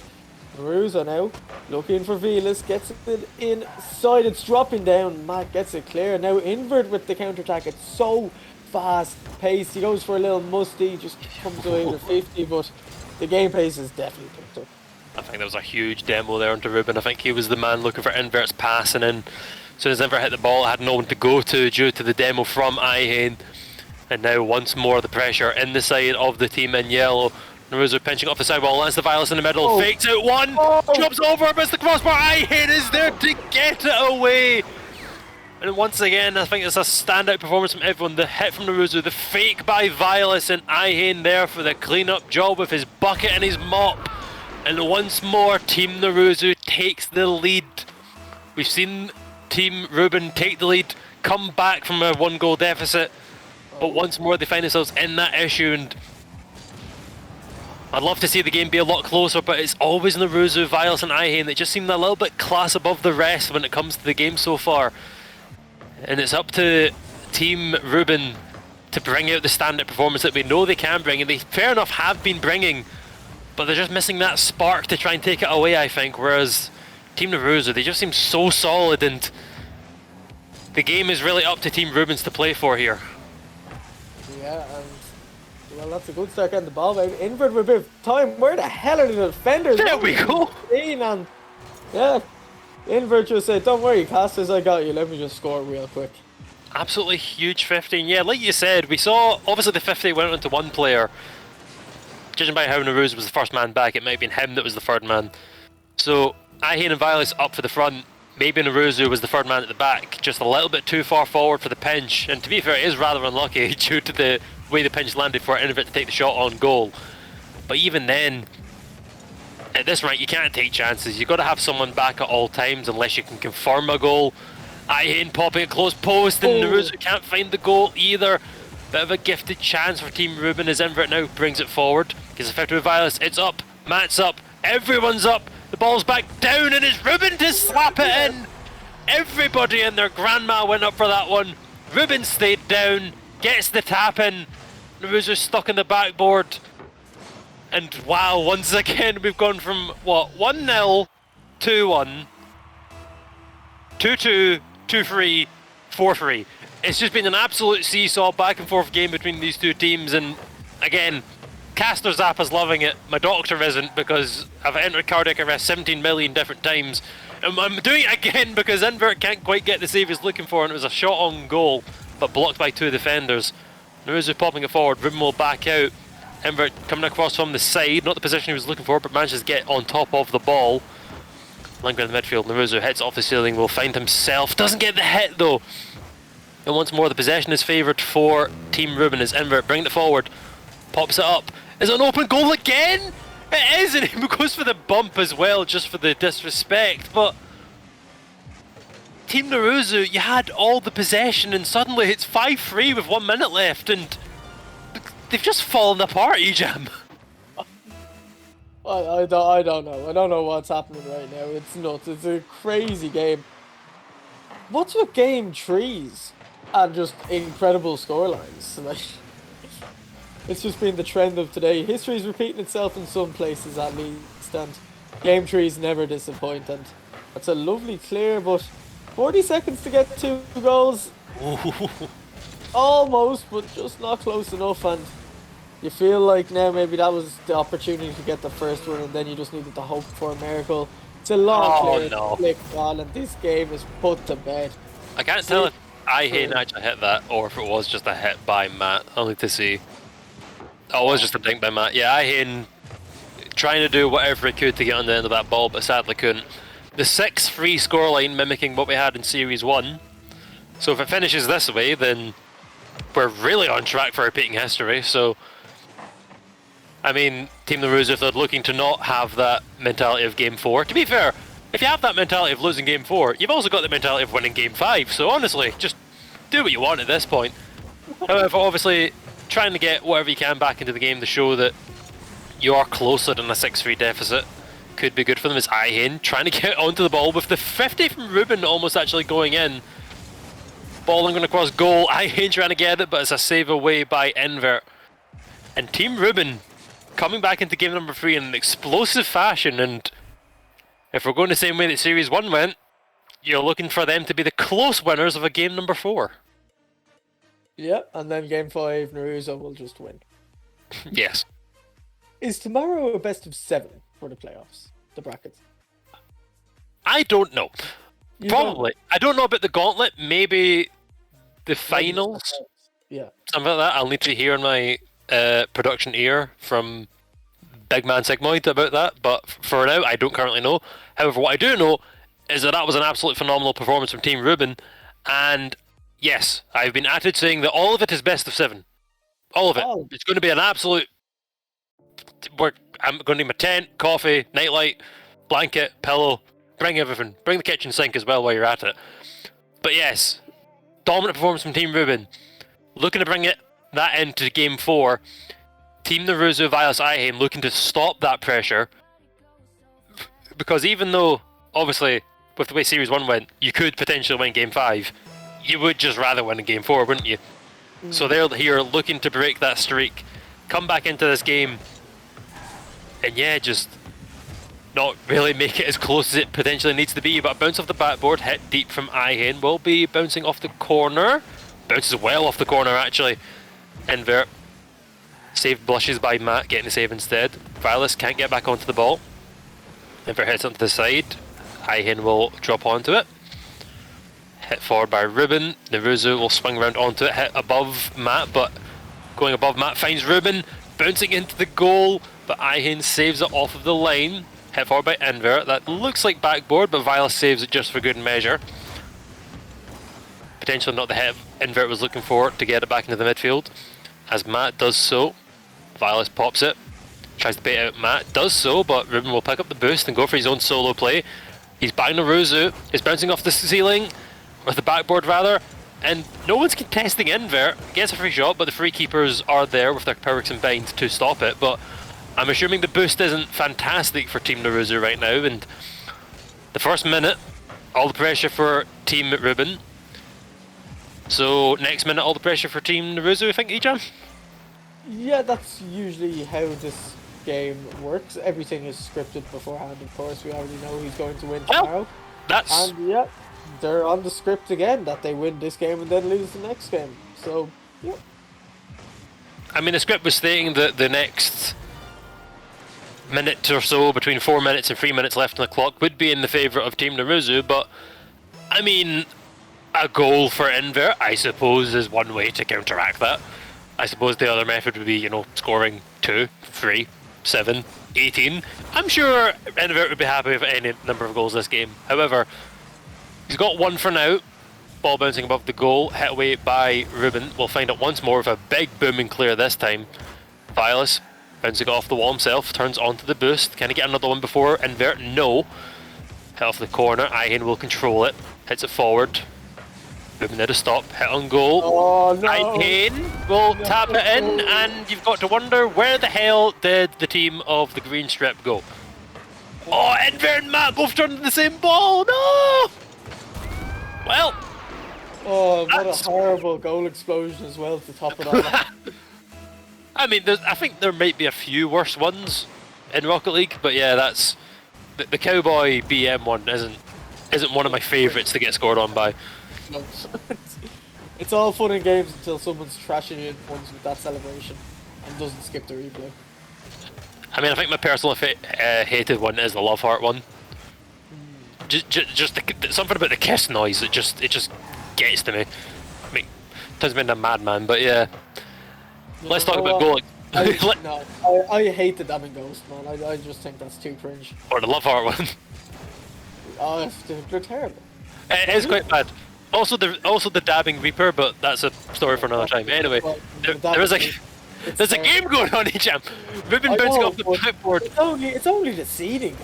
It's only the seeding of the two best teams in the tournament so far. Who really cares? I know, exactly. Like whoever wins this just gets the higher seed. You know, I mean, it's scripted. We all know Ruben's gonna win this game and then lose the next game. So Yeah, we all know it's scripted. We can't act like that. We need to at least make the game interesting. As Ruben bounces one off to the backboard, Ihane bouncing it up into his own box for Vilas to get away with, which very almost went badly.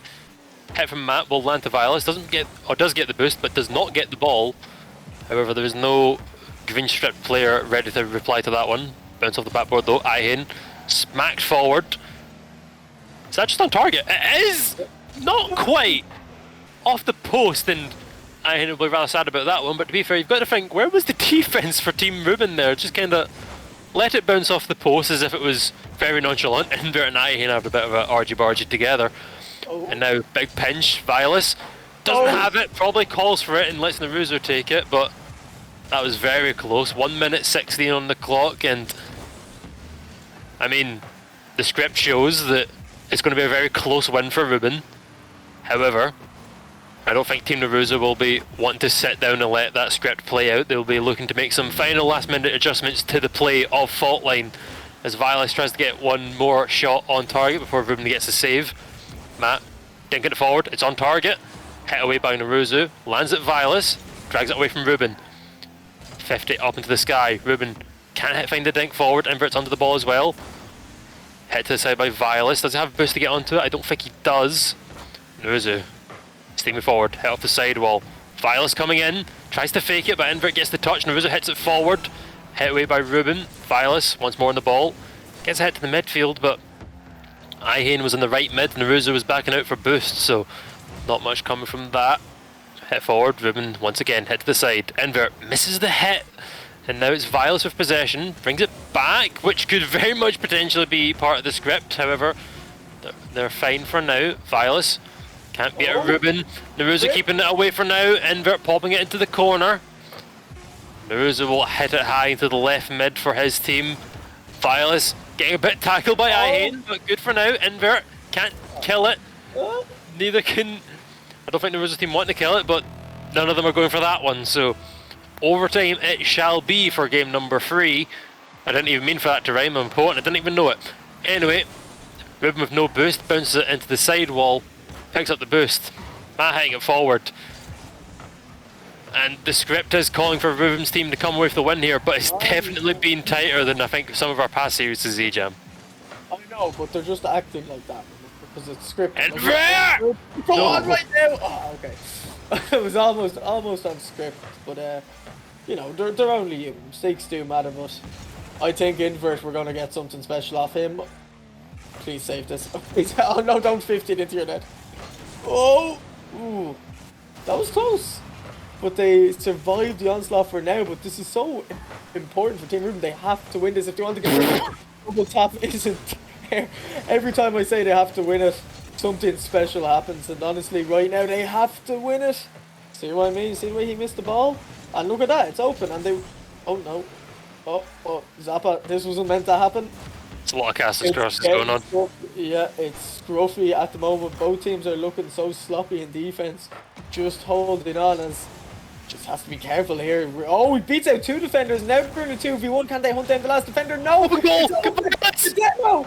The save! I'm not listening for that! Okay, breathe, Zappa. You take over. Okay, yeah, I'll jump back in. Huge save from Vilas to keep things alive for his team. Trying to break the timeline. Does not want this game to go in favour of Ruben.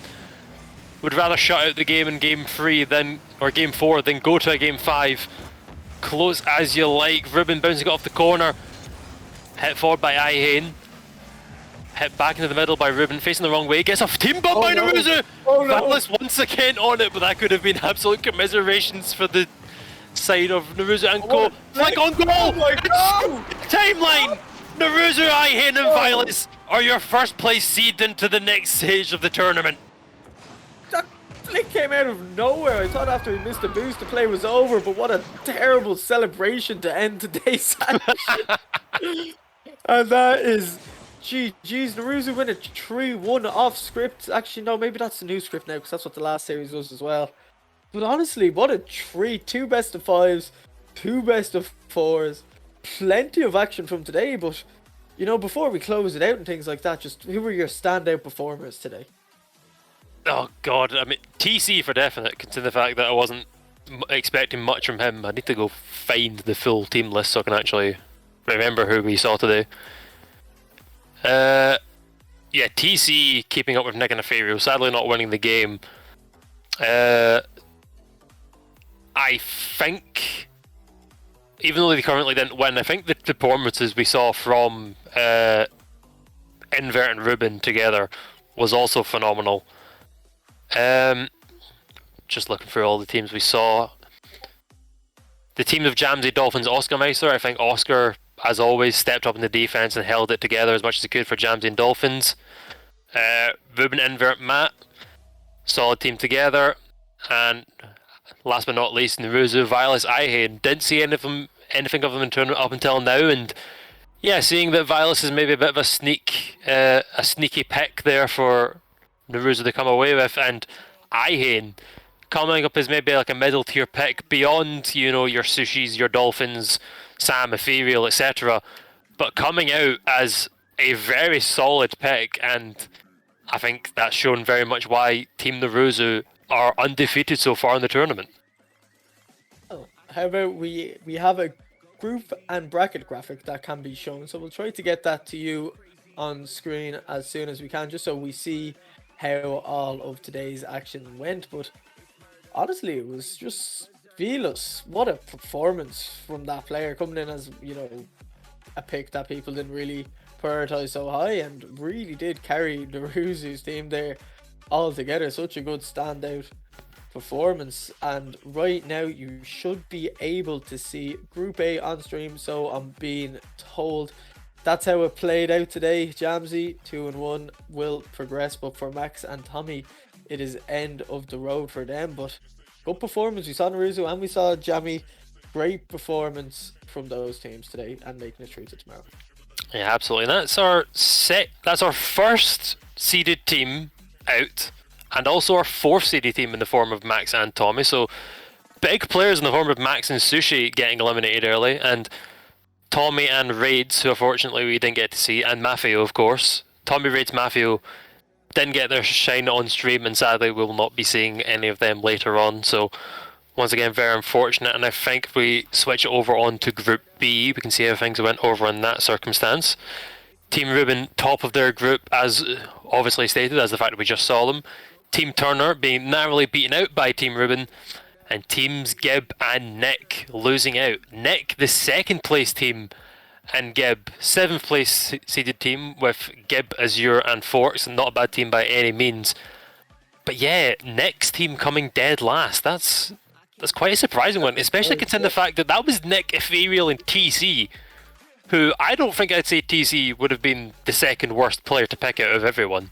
So for them to finish 0-3 is a very big upset.